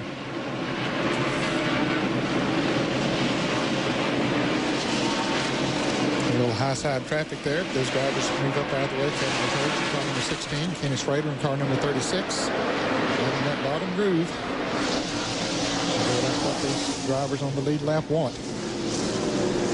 Jeremy Mayfield about to complete the 300th lap. We've got 200 to go. So far, Jeff Gordon has led the most laps, 159. Mayfield has led 85. And Wallace now begins once again to close in on Mayfield. Other leaders: Park, Ward Burton, Earnhardt, Michael Waltrip, and Jeff Fuller. Jerry? One of the reasons Rusty Wallace is running so well right now is what happened yesterday afternoon in happy hour, the final hour of practice. This crew here, this Miller Lite crew, worked their tails off. Listen to what they changed. They put 3 right rear springs in. Oh, we got a spin, Jerry. Right in front of the leaders. Gordon just escaping being involved in that. Jerry, they've stopped spinning, so back to you. Well, they changed 3 right rear springs, 2 left rear, 2 right front, 1 left front, a sway bar, used 12 shocks and 5 sets of tires, all in the 2 car during happy hour to get it as good as it is today. Obviously, that work paid off. Yes, indeed. Well, again, we have an incident on the racetrack very close to the leaders. It's our 5th caution of the afternoon, and it comes out on lap 303. Now these cars had pitted on lap 209. Let's see Jeff Fuller, the white car, up on the outside. There's some contact with Brett Bodine, and which caused both those. Oh, I'm sorry, that's a 75 car of Wally Dallenbach, and they just kind of spin, synchronized spinning. The 11 car was involved, though. Brett Bodine was involved. There's the contact between Dallenbach and Fuller in the synchronized spin, and there is Gordon sneaking through, and you can see Steve Park having contact with Brett Bodine. Exactly, that's what caused Brett Bodine to spin around. Okay. Pits are open. Here we go again, Ned. Down to Bill Weber. No changes for Mayfield. It's 4 tires and fuel. Watch for good stops and heavy traffic here on pit road. Mayfield's away cleanly. Jerry. Left side tires for Rusty Wallace. Air pressure, 1 pound adjustment in the left rear of the car. A little bit tight. Rusty is down and away, but Mayfield has already gone by. Let's go to John. Sterling Marlin has decided to make no changes on the car. He's passed a lot of cars today. Keep working his way from the back to the front. It'll be a 4-tire change as there go Jeff Gordon, Jeremy Mayfield, Rusty Wallace, and Steve Park by. They're all pitted on the front stretch. A definite hindrance pitting here on the back stretch. The 4-tire change is going to beat Sterling now. Come on, you beat him. Hard. And it looked like Johnny Benson might have beaten him out. That's a pretty close call. We'll have to let NASCAR decide that. So we are slowed once again in the Food City 500. Spin here off corner number 4 on the main straightaway. Contact between Fuller and Dallenbach. Brett Bodine also involved. We'll return after these messages. The Rose Bowl of Motorsports, that's Bristol Motor Speedway. And this is the Food City 500 presented by wrenchhead.com. Under caution, 307 laps completed. Tomorrow morning, I and probably thousands of other people will jump on the NASCAR website to get the official finish of this race and all the other races that have occurred in the NASCAR ranks over the weekend. www.nascar.com. NASCAR online. We're going to sneak in another quick break here while we're under caution. Stay with us. We'll be right back.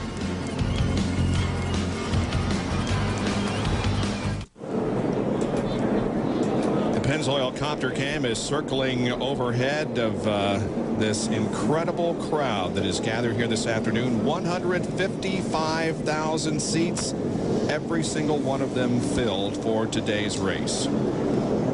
All right, our fifth caution of the day is a result of this incident.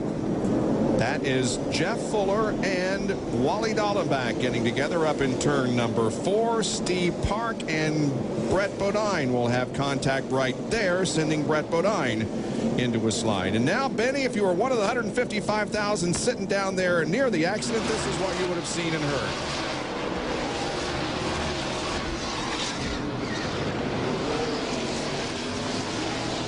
Well, I'm one of the 155, but I didn't hear a thing because I'm up in this nice air-conditioned booth, but I do appreciate those folks down there. Well, we have 4 cars that were actually involved in the crash. It'll be interesting to see how Steve Park's car performs after we go green. He is still running in the 4th position, but he was one of the 4 cars involved in the crash. Jerry? We were just bragging a moment ago how well Rusty Wallace's crew has been doing over the wall with that 15.12-second stop. This last stop was 16.7 seconds, but there was a reason. A local photographer walked into the Miller Lite pit and was standing on Billy Wilburn's air hose, and he couldn't get the hose to reach the lug nuts in the right front tire. They had to push the guy off the hose and change tires. That cost him almost 2 seconds. Needless to say, that guy has been removed. I bet that's right. We're getting set to go back to caution, rather green. Jeff Gordon having won the race off.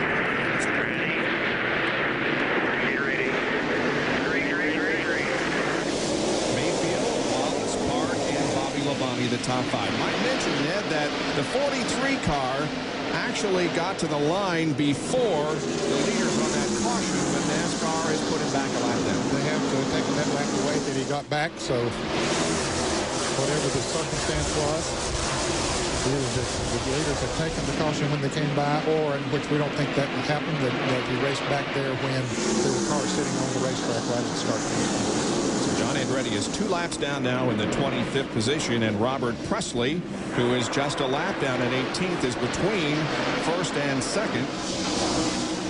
Well, he'd like Jeff Gordon to slip a little bit up there so he can get back on the lead lap. Jeremy Mayfield. Oh, there's going to be a slip right, almost a big-time slip there, Ned. Yeah. Jeremy said, hey, I need to get back up there. That guy, he's beginning to pull away. Gordon off to a much better start this time than he was the last restart. Now, Preston moves high. Jeremy goes down on the inside. Rusty will follow him through as well. Robert says, man, these guys are serious. Robert has a good race car. Yes, he does. It's just unfortunate that he wasn't quite good enough to stay on the lead lap, but he's been running very well. As Bob says, he's in the 18th position, 17 cars on the lead lap. And it looks like Steve Park is okay. He's hanging right in there. Sterling Marlin, and you know, I talked about in NASCAR today about 2 pit roads. Sterling Marlin was running 8th on lap 40. Made a pit stop in the back, came out 21st. Lap 210, he was 10th, came out 16th. This time he goes to pit 7th, and comes out 13th. We keep talking about what a huge distance. Now, maybe the pit crew has been slow back there, but still, it's a huge disadvantage having to pit on the backstretch. They are talking about making pit road a single pit road here at Bristol in the future. On the other hand, Benny, Mark Martin, who's also pitted on the backstretch, actually gained 3 positions on a pit stop on lap 40, stayed the same on lap 141, lost 4 on lap 210, and on the most recent series of pit stops, Martin held his position also in the 9th position. Another guy that's done okay pitting on the backstretch is Johnny Benson in that Lycos car number 10. He's passing Jeff Burton there right now down on the inside. So he's kept himself on the lead lap and in the thick of things all day long. And Jeff Burton all of a sudden loses 3 positions before you can say Jeff Burton lost 3 positions. Jeff back to 13th spot now.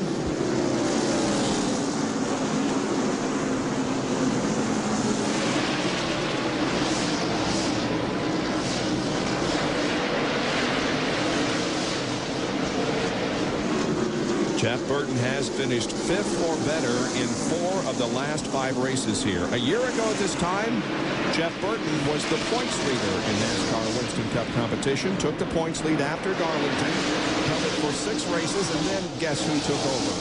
Ned? Well, Nutfield DJ took over at Richmond not too long after this and never relinquished the lead. That's right. Held it the rest of the year. Sterling Marlin goes by Terry Labonte. Man, he's passed a lot of race cars today.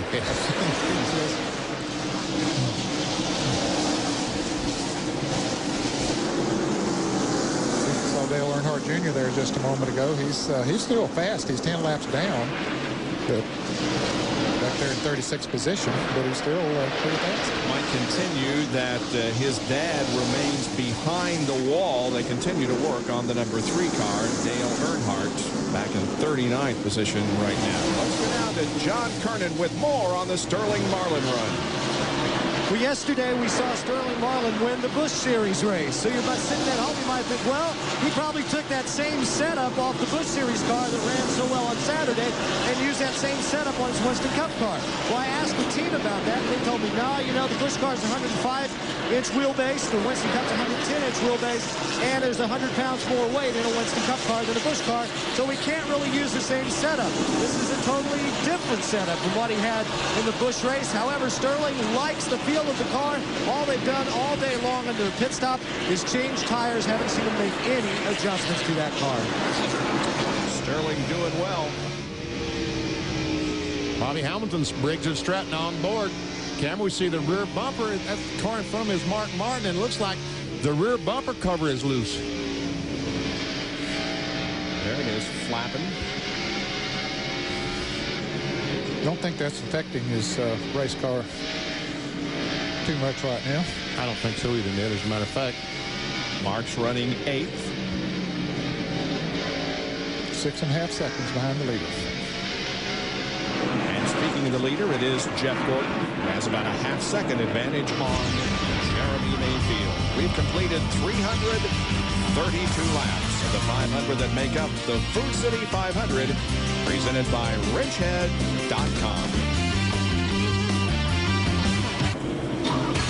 Mesa Marin Raceway in Bakersfield, California is one of the toughest short tracks in the West, and the NASCAR Craftsman Truck Series will be there later this afternoon with the action. Mike Wallace, we understand, will be on the pole position when they take the green flag for the Dodge California 250 at 7 o'clock tonight, part of our auto racing triple header, including this one. Up next is the Grand Prix of Miami for the Kart FedEx Championship Series, and then the truck race at 7 on ESPN2. For more, log on to ESPN.com, part of Go Network, go.com.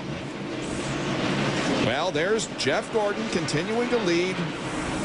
And now we've had a change in second place as Rusty Wallace is closing in on Jeff Gordon. It looks like, I thought a moment ago that the 12 of Jeremy Mayfield might have some problems, but looks like he might get back up to speed now. Rusty has taken second, dropping Jeremy back to third. Bobby Labonte runs fourth, and Steve Park is fifth. A change of position there recently as Labonte was able to get around Steve Park.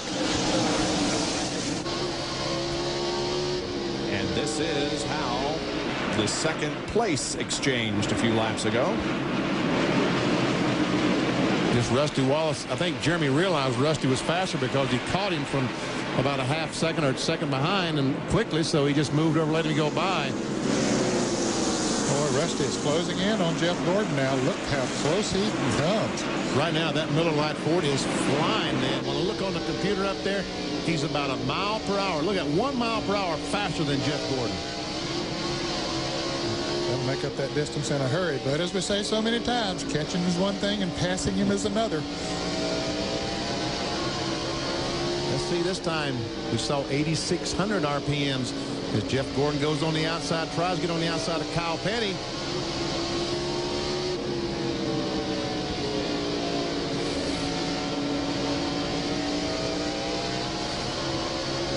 Kyle Petty's back in 26th spot. He's now 3 laps down. Oh, Rusty Wallace went on the outside and lost a lot of ground. We're looking back on Jeff Gordon from Bill Elliott's McDonald's Ford. He's 42 laps down, having spent that many laps behind the wall fixing a transmission. He's running 38th. And for you Dale Earnhardt fans, he is still behind the wall making repairs on the Goodwrench Chevrolet. Just 2 cars listed as out of the race. That would be Tony Stewart and Ted Musgrave. Bobby Hamilton and Mark Martin are in a battle for the 7th spot. Robbie Gordon up in front of that group, the Duracell Ford. Has some Robert Presley saves it. How did he do that? Man, nice job. How did he do that? And those guys barely broke stride. Elliott Sadler was almost involved in another incident. Here's Sterling Marlin coming back into the picture again. Just keeps passing race cars. Is back up to the 10th position. I think it was 16th that he had fallen back to after that last pit stop. Watch this. Going in turn 3. Ned, how in the world he saved this thing? See Mark Martin comes up on him. He's the blue car right there. Gets loose. The back end goes all the way around. You're supposed to spin out there. Robert Presley did a great job of driving it. And a great job with the others by missing him. I think that Robert just kind of turned it back to the right and kind of just played with the throttle and didn't jump out of the throttle. Just kind of kept a little power on, and somehow the car came back straight. Big wreck right there involving some top running cars. And Presley did not lose a position because of that. He remains in 18th. There's a shot once again of Darrell Waltrip, who is in 30th spot.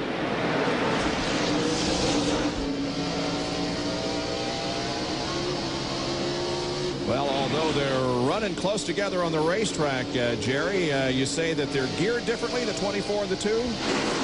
Exactly. The 24 car, there's a lot of discussion this morning about gears. The 24 car opted to go with a 5.29 gear, meaning he's turning about 8,600 to 8,700 RPMs.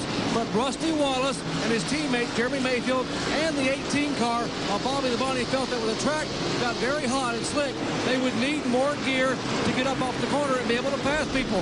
So they have gone with a 543 gear, and they are turning, he said they would probably turn somewhere close to 9,000 RPMs. Well, Jerry, once again, as you make a report, there's a caution flag on the racetrack as Robbie Gordon is spun over between 1 and 2, and this time the left rear tire, well, I guess he was just failing again to get going. I thought the tire was rubbing the fender. Not the case. In any case, it does bring out our 6th caution. Robbie Gordon's 2nd incident of the day. And puts them in a window if they make a pit stop, which I'm sure they will, that they should be able to go the rest of the way as far as gas is concerned. But running 139 laps, so I don't know if they can go that long without a caution or not. Martin goes in the corner behind Robbie Gordon, but Robbie just loses control going down in the corner, nails the gas, tried to keep it off the wall, and almost succeeded. Down to Bill Weber. Once again, no schedule changes for Jeremy Mayfield's car. It's not that his car was going away. It's that Rusty's car was getting better. 4 tires bolting on the left sides. Mayfield's on his way toward Terry Punch. Left side tires for Jeff Gordon. Now left side tires going on Rusty Wallace. Left side tires on both cars. Gordon is down and away. Here's Rusty and teammate Mayfield. It's a drag race to the line. Let's go to John Curtin in the back pits. Mark Martin getting 4 fresh tires, no changes. Here come the leaders down the backstretch. They also had to rip off that rear bumper cover that we saw flapping in the wind just a little while ago. Change, Park is down and away, no adjustments. 17-second pit stop for Martin as he rolls out. Sterling Marlin will come out right behind him, and then Johnny Benson.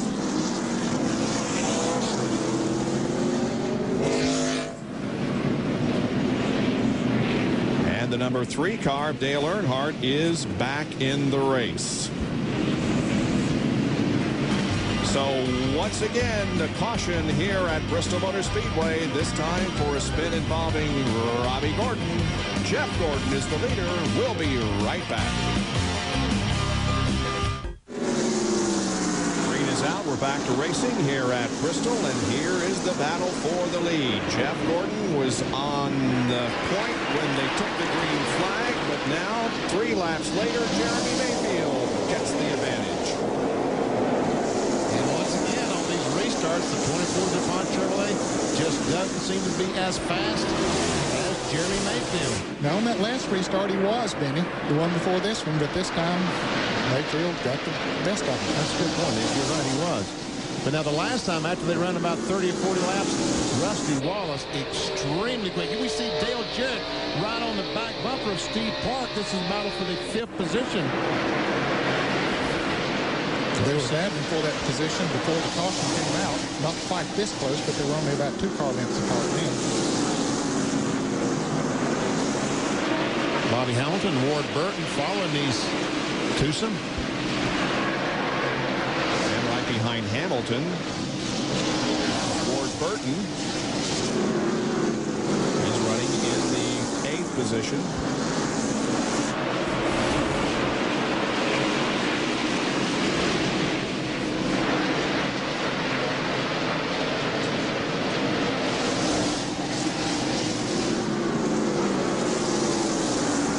Those guys running 116.6 and 116.9 respectively, while the leader, Mayfield, last lap, turned a speed of 117.8. And right now, DJ seems to have his hands full. That is, Steve Park is kind of driven away, and Hamilton right on his back bumper. Yes, he's having trouble in the corner. Looks like coming off of the corner. The car is looks like pushing out a little bit or something on him.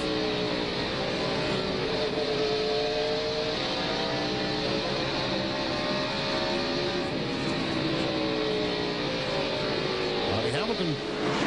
Dale Jarrett realizes his car is a little slower than Hamilton, so he kind of gives him the room, and Hamilton goes to that 6th position.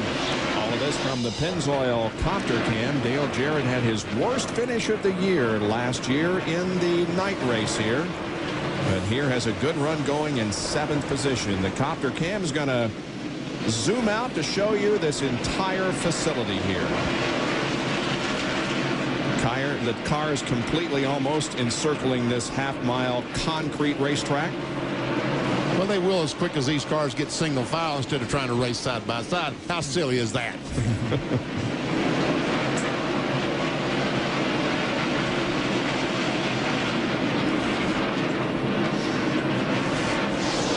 There's the leader way back in the pack the last time coming off turn 4. Stacy Compton got very high, but he managed to gather it back in and kept going. Now the 22, 6, and 99 are nose to tail. That's 8th, 9th, and 10th. Ward Burton, Martin, and Jeff Burton. See Robbie Gordon on the 8th on the racetrack as he comes back on the racetrack. Do some more laps.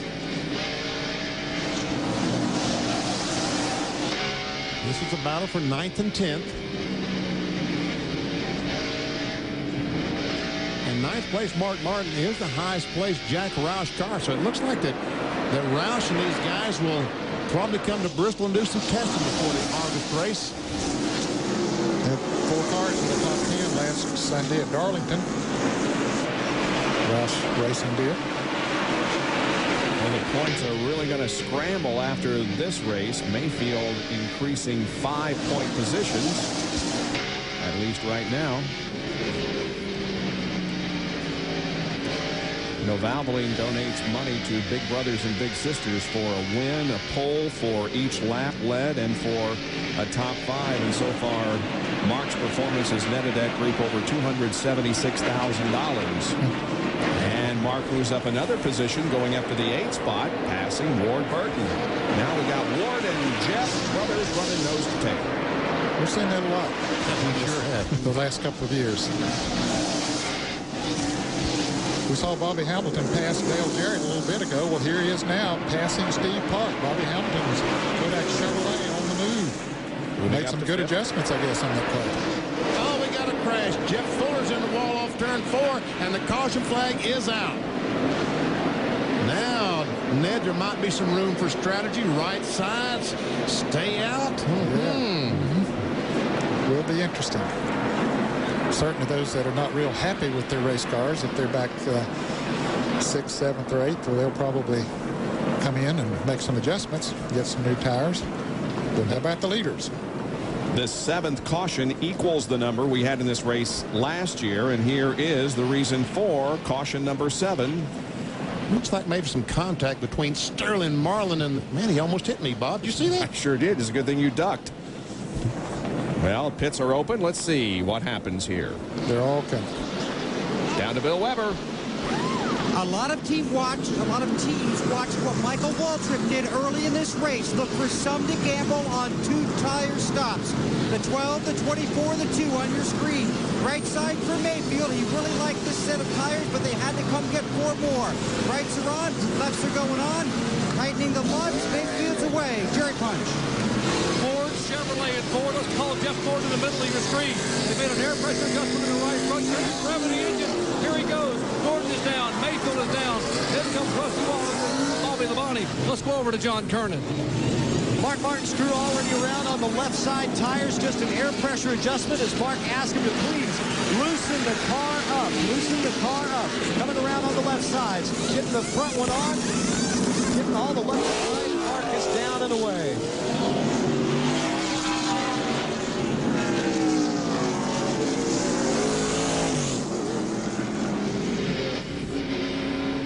Martin falling into the back of the line, and Jeff Gordon returns to pit road.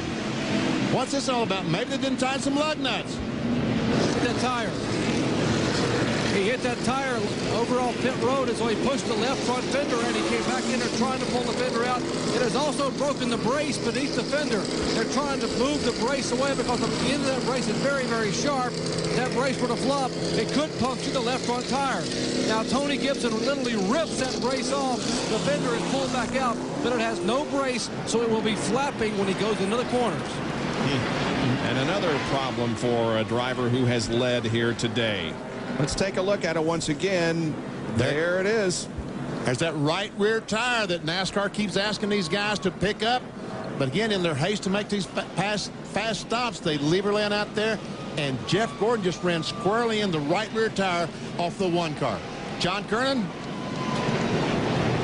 Just updating you on Mark Martin. He lost a lot of spots on pit road because some lug nuts fell off the right front tire, so it slowed down the front tire changer quite a bit. Mark dropped all the way back to 17th to Dr. Jerry Punch.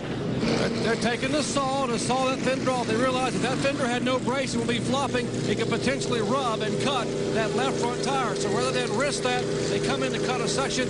Tony Gibson cuts the section off. Now they got to peel it away. To be very sharp. You heard the response. Gordon jams the throttle and leaves pit road. Stays on the lead lap, but again, track position so important here, and he has lost a bunch of it because of his incident on pit road. Green is back out at Bristol Motor Speedway as Jeremy Mayfield gets a very good start and pulls away a little bit from his teammate Rusty Wallace. Mark Martin in heavy traffic because of pitting on the backstretch, way back in 13th spot, but there is just a huge amount of traffic around him. Also, Sterling Marlin, another loser in that last pit stop. They made a huge chassis adjustment on the 40 car, and he fell all the way back to about the 16th position on the restart.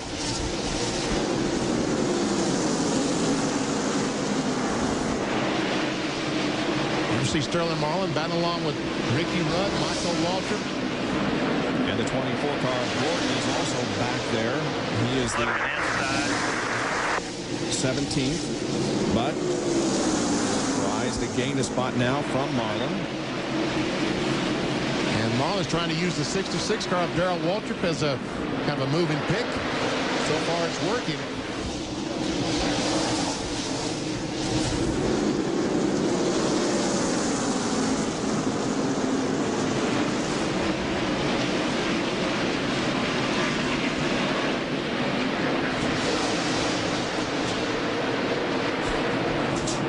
Another good run for one of the Ray Bestis Rookie of the Year candidates. In fact, the point leader in the standings coming into this race, Matt Kenseth, and he is in the top 5. Good run, John.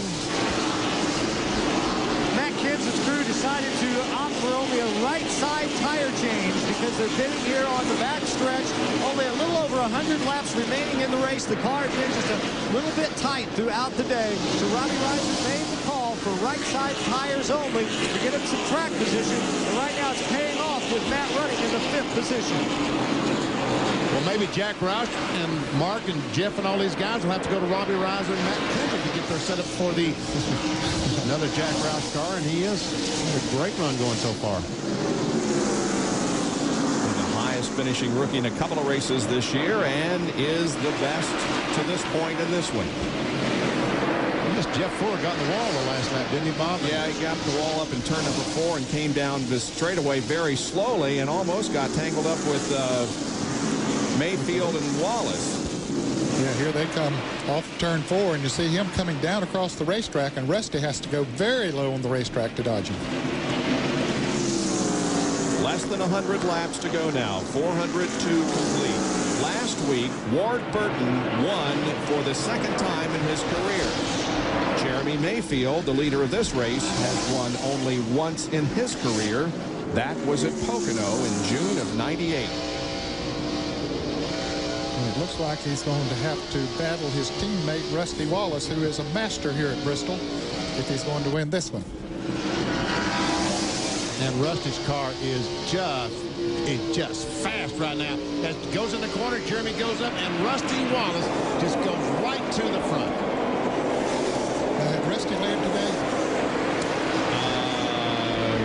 Rusty has led 1 lap. So, okay, yeah. So that wasn't to let him get 5 bonus points. Right. Then. Mayfield has led 124, Gordon 224 to this point. We've had 8 leaders and 15 lead changes in the first 405 laps. Back at Bristol, where another caution is flying, this one because of a spin off corner number 4 by Dale Earnhardt Jr. Looks like he's got in the wall with the right side, and he was unable to steer it, and he hit the wall. He really hit the wall with the left side. What a tough afternoon it's been for Earnhardt Jr. Now, they've only been a few laps. How many of these cars will pit this time? And will Jeff Gordon and these guys trying to get some track position just change 2 tires? Let's see if we can see what happened to. The 33 car is very high on the racetrack. Jeff Gordon goes by, and ooh, a little contact. A little contact. I think that was Brett Bonine, maybe, that got in the back of Dale Jr. And then a heavy contact with the inside wall. Bill? Well, they're all back on pit road. Jeremy Mayfield again is getting 4 tires, no adjustments to his car. Their last stop was 15.37. This is going to be their longest stop of the day. They had trouble on the left front. Jerry. Rusty Wallace, 4 tires, no adjustments. He's down and away, and we have 3 wide trying to lead pit road. Another tire in the way down there as Matt Kenseth is in the pits over at John Kernan. Matt Kenseth and his team did not want to see this caution come out because Matt had just radioed in a few laps ago and said, hey, the car is the best it's been all day. They did a 2-tire change last time. This time they're going to do a 4-tire change. Michael Waltrip and Sterling Marlin both did 2-tire changes, and they will beat Kenseth off pit road.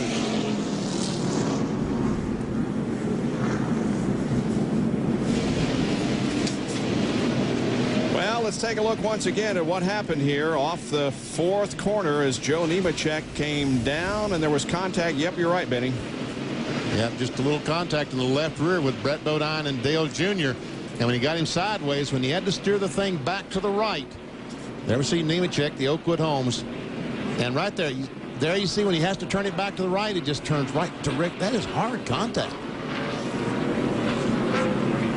And Stacy Compton just barely got by.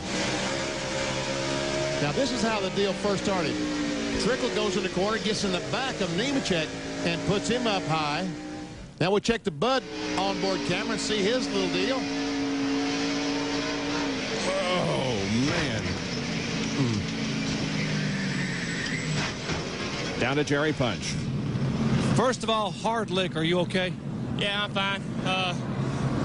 Just ran out of room. The 33 got pushed high, and I was trying to get underneath him, and I had a car underneath me, and I crowded him, and he, I just, you know, typical Bristol. It's been a bad day from the start, man. Just ain't had no luck. We've been 3 weeks in a row. We've had a great race car and had bad luck, so I'm tired of it. I saw you hit the outside ball and inside. You grabbed your shoulders, you climbed out. Both shoulders are all right? Yeah, I'm just sore, you know. Just, you don't bang into something that hard and see how it feels, man. It don't feel good. All right, we'll let him go. Dale Earnhardt Jr., not a very good couple of weeks. Tough break at Darlington, and again today he hits twice from the outside and the inside wall. Here's a Coke pit summary showing you that Ward Burton has gained 7 positions here to put himself in the lead. Jarrett gains 2. Rusty Wallace loses a couple. And now we'll take a look at those running 6 through 10. Park staying the same. Bobby Hamilton maintaining his 9th position. Boy, Mayfield at 2nd to 7th. Well, I tell you what, business is going to really pick up now and then. Apparently, Ward Burton just changed 2 tires that got him that position. Now, I say that he was back about 6th or 7th position when the caution came out. His DJ did a 15.10 second pit stop, and that's what got him up there that good. Jarrett is 2nd. Then Rusty, then Bobby Labonte, and Terry Labonte. Oh, we see Ward Burton get pushed up high by Robert Presley, and here comes Dale Jarrett for the lead. And he did lead that lap just by a bumper. And Rusty Wallace trying to take over that 2nd spot.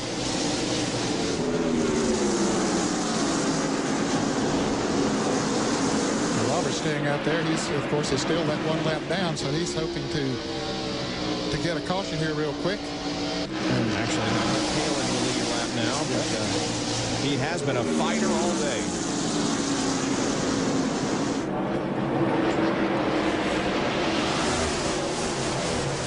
Jarrett, our 9th leader of the afternoon. Rusty Wallace trying to take a look on the inside. No opening there.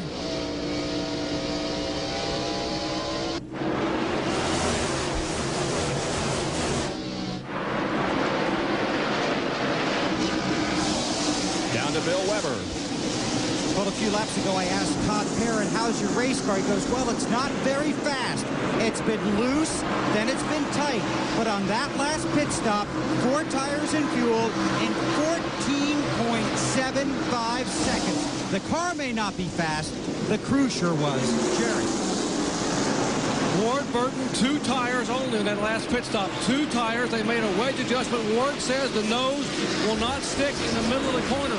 The nose wants to slide on the race car. The wedge, apparently the wedge adjustment has made a difference, and Ward's able to make the pass beneath Robert Presley. By the way, on the restart, Ward says we owe him 1. Let's go over to John Kerner. Getting here on the backstretch, opted for track position after seeing several people take right side tires only on pit stop. So that's what they did. The car was a little bit tight, so they made a wedge adjustment. Sterling currently running in the 10th spot. And there goes Rusty. Take the lead, Bob. Yep, let's see if he can. Yep, he gets the lead from Dale Jarrett. And Jarrett quickly tries to get down to the bottom. Some contact between him and Ward Burton. And they all back off the gas and get everything back under control. But Rusty Wallace is back at the front of the field. He's in his 498th NASCAR Winston Cup race and has won 49 times. His next win gives him 50 and ties him with some very famous race drivers like Junior Johnson and Ned Jarrett.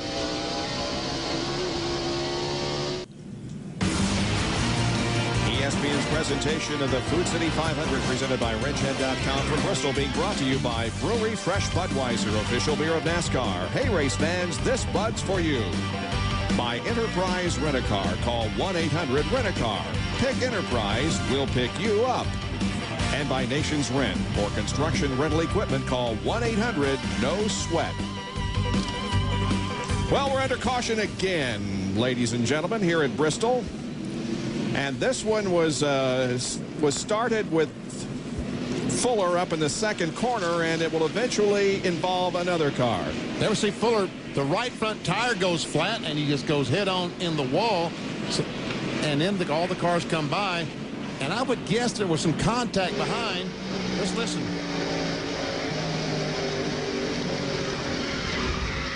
Mark Martin runs up on Kenny Schrader there. Yeah, he was trying not to spin out Kenny Schrader and spun himself out. Yep. Exactly what happened. So Mark Martin involved in a spin that drops him back to the last car on the lead lap in the 17th position. More in a moment. Just as you rejoin us, the green flag comes out. We are back to racing, and up front, it's Jimmy Spencer getting a lap back. The leader of the race is Rusty Wallace. Let's see if, yeah, apparently, no, they didn't let Spencer. No, somebody else got the black flag. I thought Spencer was getting the black flag. He was just a nose in front of 3 cars, we understand. Dale Earnhardt is getting the black flag. And someone is smoking in the field. I think it's Darrell Walter. Yes, he is off the pace on the backstretch.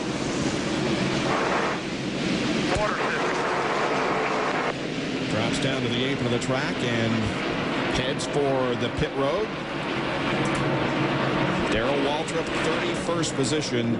Dale Earnhardt was down 3 wide at the bottom of the racetrack when the green flag came out. He is 153 laps down, and I'm sure that was what the thinking of NASCAR was when they black flagged him to come in for a stop-and-go penalty. It's not going to hurt him too bad. No, that's right. Got him out of all that traffic.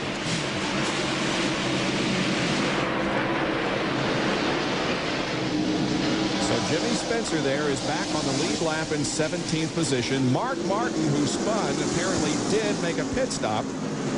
Changed some tires. He is a lap down. He just passed Jeremy Mayfield and goes up and right on the back bumper of Bobby Labonte.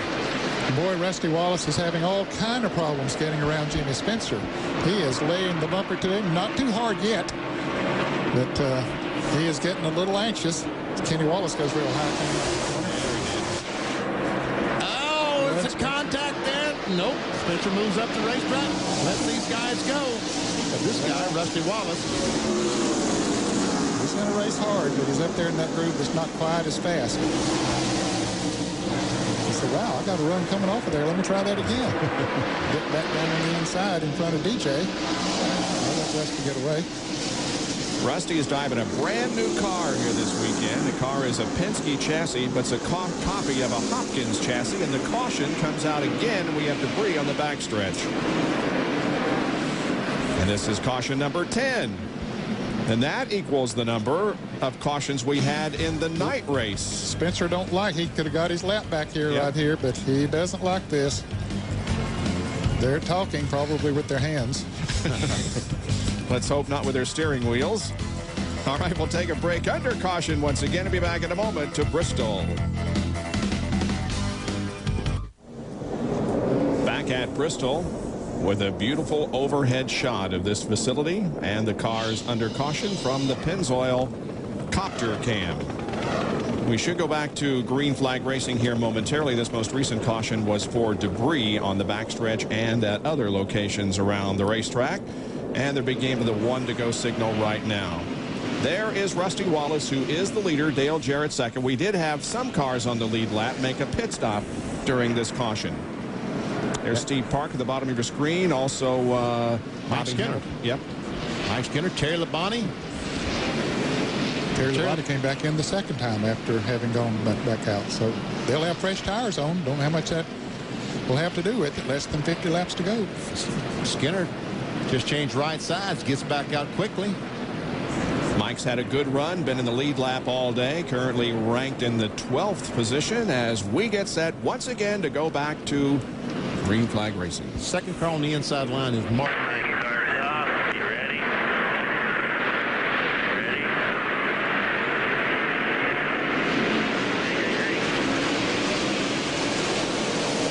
Presley, the 77 car, and Mark Martin.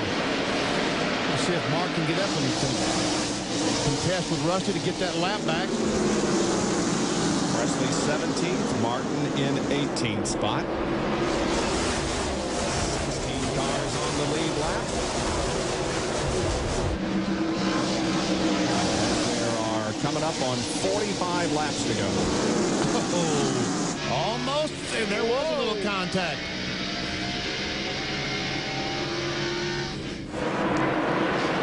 It's going to cost DJ second spot, probably as Ward Burton tries to get alongside. There's contact between Ward and the 88 of Jarrett. And probably not only second, but probably third, fourth, and fifth. Well, he gets down in front of Bobby Labonte.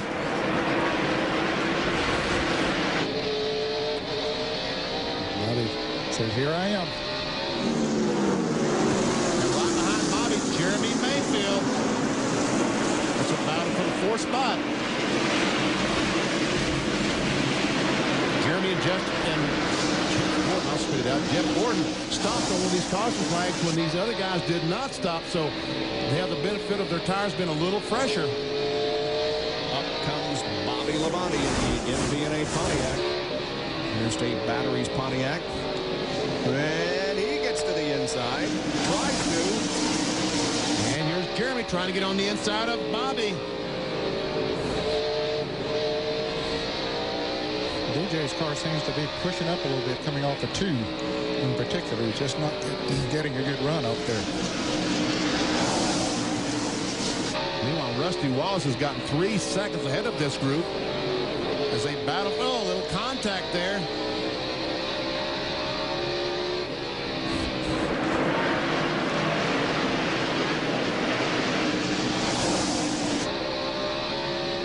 And they're battling hard because right now is where they start paying the money.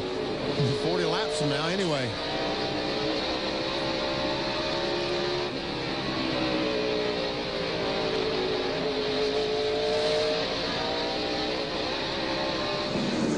Money with a good run now off the corner. Still cannot get to the inside. Now he does. And here comes Jeremy. Jeremy's there.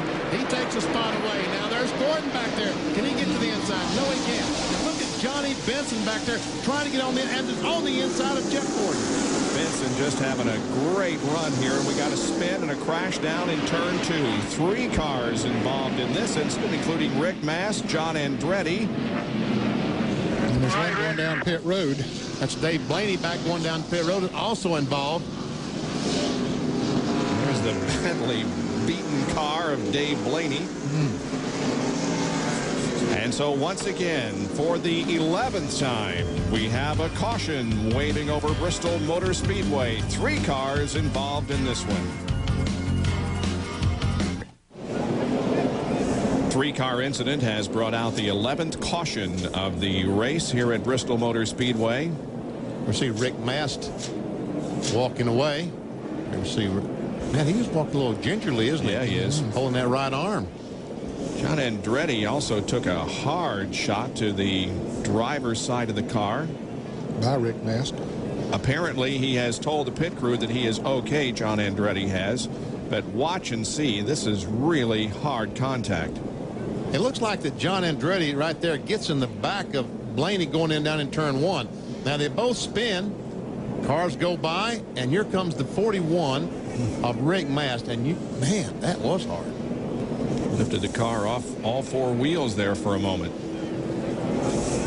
And for a while, Mast's car was right up against John's, and they couldn't get him out. And now they continue to work the extrication process. Again, we told you that Andretti did radio the pit crew and say that I'm okay. Let's hope that he is, and we will keep an eye on that situation in the next few moments. Back with more in a moment from Bristol.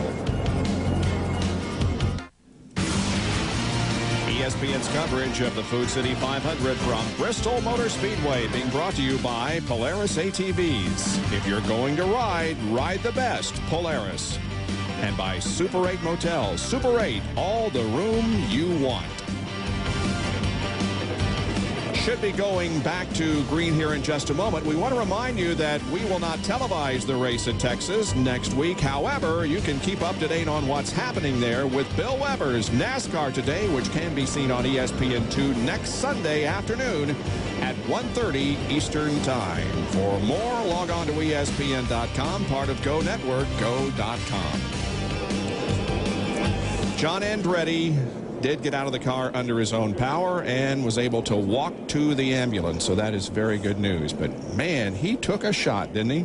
Well, we thought they were going back to green. They are not. It'll be at least a couple of more laps before we go back to racing, so we'll take another break. You haven't missed a thing. They've just taken the green flag, and here we go once again with Rusty Wallace out in front and Ward Burton running in second position.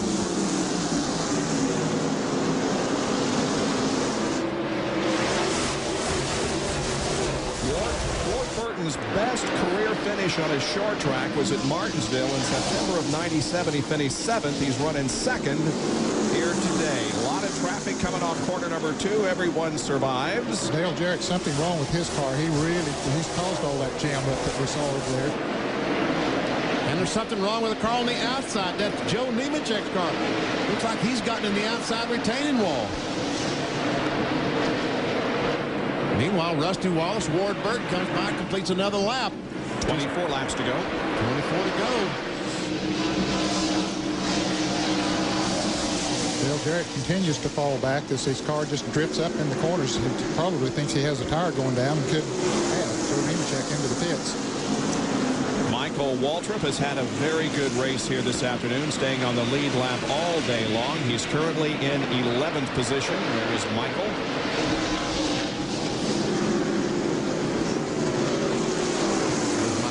The nation's rent now. Bobby Labonte trying to get on the catch the 10 car of Johnny Benson, battle for 4th position. Well, Benson just passed Labonte a couple laps ago. He is really on the move. And we see the 1 car going by 99. That's for 7th position.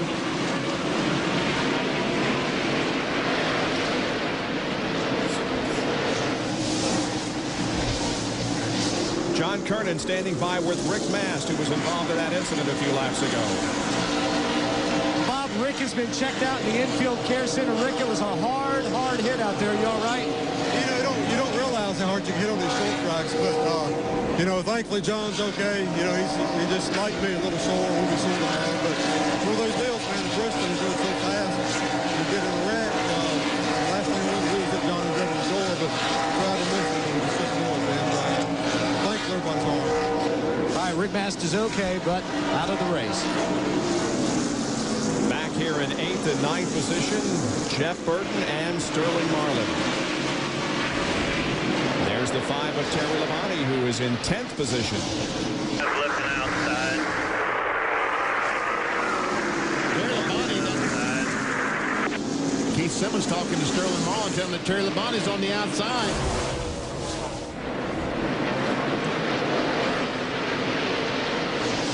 And they believe they have something broken in the 40 car, like a shock absorber or something. We can see that Sterling certainly doesn't have the speed he has before. But Terry Labonte, they worked on that car the last caution flag, made numerous pit stops, and it's working for him. Look as he goes by Jeff Burton and moves into the 8th position.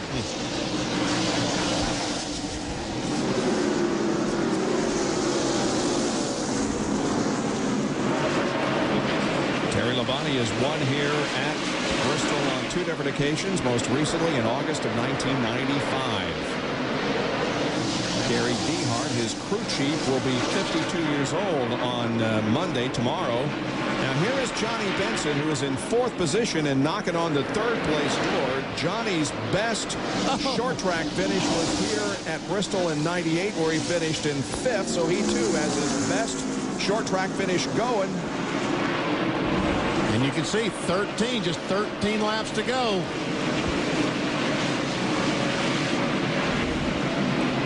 And Benson is going to get the opportunity here as Mayfield slides up the track just a little bit, and Benson takes the 3rd spot. Now a good battle among the 24 of Gordon, the 1 of Park, and the 5 of Terry Labonte as Dale Jarrett goes a lap down in 16th position. The best short track finish for the #1 car of Steve Park. 12th at Martinsville. He has his best short track finish going for him. And when Jeff, you ever see Labonte on the inside, and he takes over that 7th position from Park. Man, he is on the move, isn't he? I'm telling you, wherever they changed all those pit stops, it really is working for Labonte. But he's running out of laps. He's going to get another spot here from Jeff Gordon, or he's going to try at least. And he will. He'll move up to 6th position. Now can Gordon get back down and close that spot? He did before Park got in there. Almost in contact between Gordon and Steve Park. That was not the checkered flag, folks. That was just in the flag stand waving. John Kernan has an update on Dale Jarrett, who just lost a lap. Bob, I just talked to his car owner, Robert Yates, and Robert says the car simply will not turn. It's almost as if it's got a flat right front tire going down. It just will not turn in the corner. So DJ trying to wrestle it to the end of this race to hopefully make it to the end. Steve Park is going to pick up the 7th position from Gordon. And now Jeff Burt trying to take that spot away. Something happened to Jeff Gordon's car when he ran over that tire. I mean, he had one of the better cars all day long, but when he hit that tire lid on pit road, his car had just not been the same since.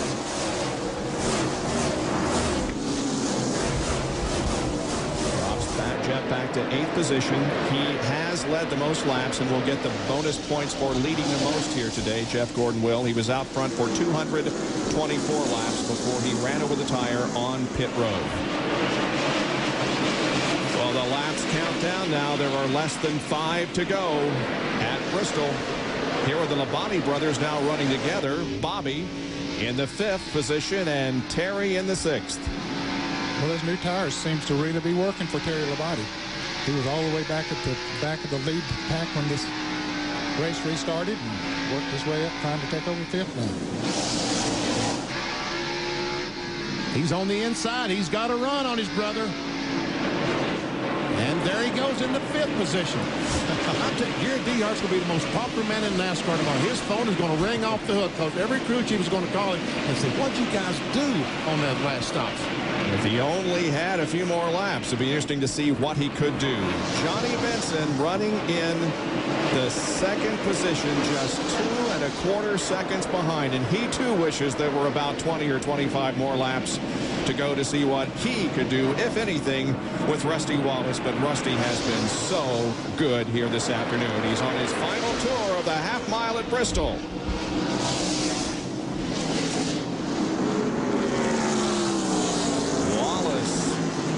For the checkered flag, becoming the 10th driver to win 50 NASCAR Winston Cup races or more, and its first victory since a year ago here at Bristol. Rusty Wallace wins the Food City 500, and the field comes down to take the checkered flag. Bill? Robin Pemberton is right now on the radio talking to his crew chief, getting high fives from his crew. Tommy Baldwin, last week's winning crew chief, comes over. Congratulations. It's been a battle to get back to victory lane, but you did it here today, Robin. I'll tell you what, man. It's been a hard winter on all the guys. They've worked hard. We've built all new cars again for about the 3rd year in a row. It's, I'll tell you what, my hat's off to all the families that put up with all this stuff all winter long. And, you know, let's go to Homestead. Let's see what Roger can do. This was a big one for you, though. You really felt you needed to get to victory lane today. We needed to get here today. I'll tell you, this is one of our best racetracks. It's a brand new car. It's never hit the racetrack till a week ago. And, man, it's just a team effort, great team effort. It's the 50th career win for Rusty Wallace. It's the Rusty Wallace of old, guys. His very first Winston Cup win came here 14 years ago, and Rusty has won for the 8th time here at Bristol Motor Speedway. He enters a very elite group of race drivers. Rusty Wallace emerges from his car as the winner here at Bristol.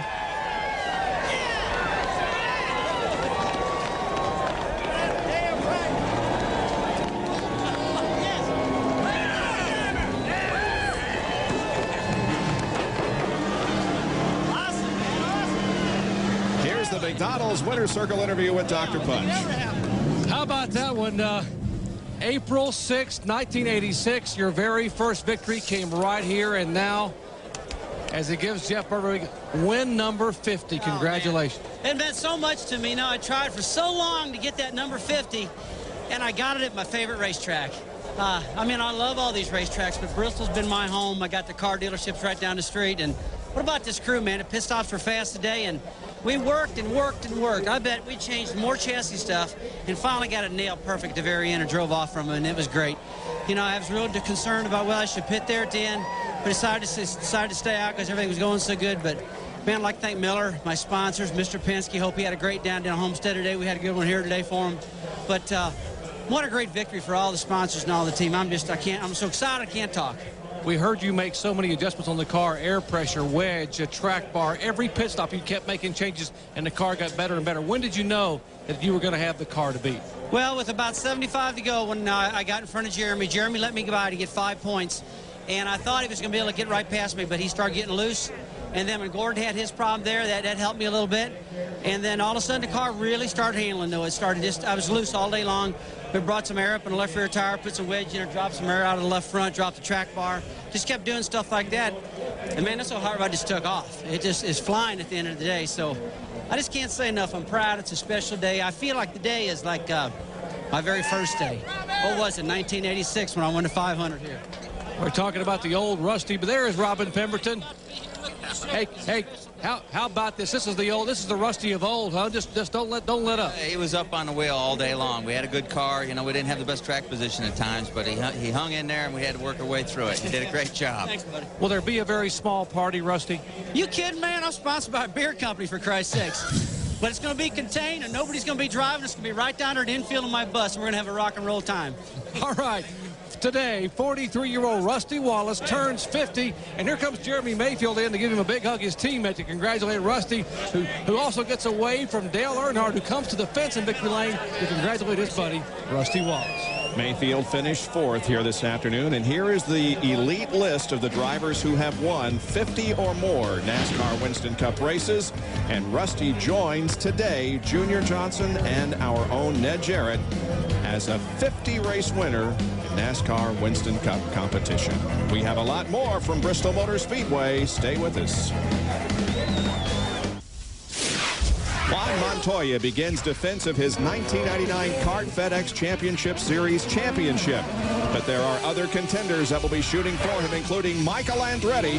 Their first race of the year 2000 is coming up next as part of a triple header of racing on ESPN and ESPN2. The Grand Prix of Miami. The third part of the triple header is the Dodge California 250 for the NASCAR Craftsman Truck Series on ESPN2 at 7 o'clock tonight.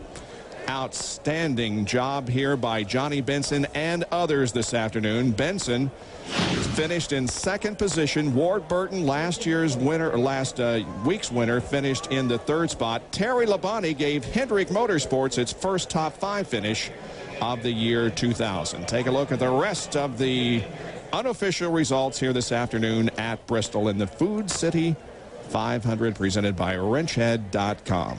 See, DJ had some kind of problem. We finished back 1 lap down, and a lot of cars fell out of the race today, and a lot of cars spent some time in the garage here. John Kernan, you must be with a very happy guy. A very, very happy guy. In fact, Benny, yesterday in Happy Hour, you pointed out how Johnny Benson was able to keep his car down on the line in the turns, and you knew he was going to have a good run today. And Johnny, what a fantastic finish for you guys. I tell you what, when Benny said that, a couple people come down and said, I go, man, you got to be kidding me, you know. It was pretty good. James Ince did a tremendous job with his setup, Gary Putnam. All the pit stops were awesome. Man, I just can't be any happier. You know, the car really did. It drove pretty good. It wasn't perfect, but I'd like to say it drove pretty good, drove better than most of the cars out there today. And just got to be real happy for Lycos. All the guys at the shop, man, they built a brand new race car to come here to Bristol out of all places. So, but it ended up good. Like I say, they did an awesome job all day long. And I'm real happy to be here at Tyler Jet Motorsports. But, you know, we saw you working your way through the field throughout the race. But there at the end, it was like all of a sudden, to quote Benny Parsons, it looked like you'd been shot out of a canyon there. Where'd you come from there? James would beat me up all night, all day. He's like, okay, 80%. All I want is 80% out of you today. And I'm looking at him. You don't tell a driver 80%, you know. I told him I'll give him 90. So we we kind of hung out. I mean, for Bristol, it wasn't hanging out, but it just was patient all day long, you know. And he says, man, we'll get in the top 10 and be okay. And then a little pressure later, he goes, you know, I've never finished out of the top 10 in this pit stall he's got. I says, man, you're killing me. So, but it was good. They made some great calls. Pit stops are great all day long, real smooth, consistent, and you know, we didn't come in there at the end. I know Rusty and them guys took on 2. We did take on 4, and we stayed out. And the reason why we were pretty good at the end, a lot of guys took on 2 tires, and there again, James made a great call on taking 4, and we lost a couple spots, but it paid off in the long run. Johnny Benson very happy after a second-place run at Bristol. Back in victory lane, a huge day for Team Penske. Team Penske Cranifus. Rusty Wallace wins it. Great day for your teammate, Jeremy, but also a nice run for you, finishing 4th. Man, we had a great day, and that's what we needed. You know, been nice to win and try to give this guy a run for his money, but to come home, you know, top 5, this team needed that, to get a good solid run underneath their belt and go from there. He said you were kind enough to move over, let him take the lead. Then you had a little problem. I guess you had a problem on pit road. I didn't know that was going to happen. If I'd known that, we might have waited later, you know. He had a great car. I mean, his car was good as mine all day, and just track position got us at the end and enabled him to keep going. But I would love to see his first and second either way. Hey, this teamwork thing's working pretty well in the year 2000. I think it's going to catch on. Anybody that says it's not working in 2000 is crazy. Yeah, we struggled last year, but him and I have been working hard, and it just goes to show that he had his Cranifus chassis. He did his best to get it handling right. He had it flying. We had our Penske chassis, he had it flying. When this guy says it's right, and when I say it's right, hopefully it's right. So when we get finally on the common chassis, I think you really see us do some hard damage to these cats out here. But hell of a competitor, strong competitor. I looked up at one time, and he was leading. I was running second. I looked behind me. We couldn't even see the third-place car, so we were looking good. And then I turned the radio on and said, man, I could use 5 points, Jeremy. He said, no problem. He pulled over, and he said, if I get the right opportunity, you can have it. They gave me the 5 points, and boy, my car started taking off then, and his car got loose. And just a great day for both of us, and I'm proud that he was my teammate. To be able to see me get this 50th win was so important for this team and myself. You guys go celebrate. Great day here for Team Penske, Team Cranifus, finishing 1st and 4th, Rusty Wallace and Jeremy Mayfield. Let's go to Bill Weber. With Ward Burton, a 3rd-place finish and unofficially 2nd in the points, 41 behind. A great day at Bristol for you. That's your 3rd straight top 10 here. I tell you what, that Cat team, they never give up. They always keep digging, and this is notoriously one of our weakest spots. And to come out here with top 5, I'm really excited. Tommy made a great call right there at the end, and car was good all day. Motor ran great. Just really happy for Caterpillar and all of our other sponsors. What was his great call? Great call was we needed some track position. We were about 8th or 9th. We came in. We had 18 laps on that right side and left side tire. We just took on 2. So we ended the race with more laps on the left side tire, but it gave me track position. And with all those late cautions, that played in our favor.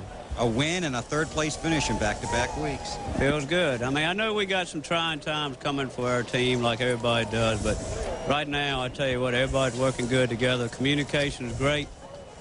We're working really hard with all the sports psychologists and just working even better on that communication, and we're ready, man. We're ready for next week. See you, Texas. Okay, thanks. Ward Burton comes home 3rd at Bristol. And so the 6th race of the NASCAR 2000 Winston Cup season is over. Here are the point standings. A 41-point advantage now for Bobby Labonte over Ward Burton. Martin, Jarrett, and Earnhardt complete the top 5. Today's winner, Rusty Wallace, is 6th in the points. Ricky Rudd, Jeff Burton, Terry Labonte, and Jeff Gordon complete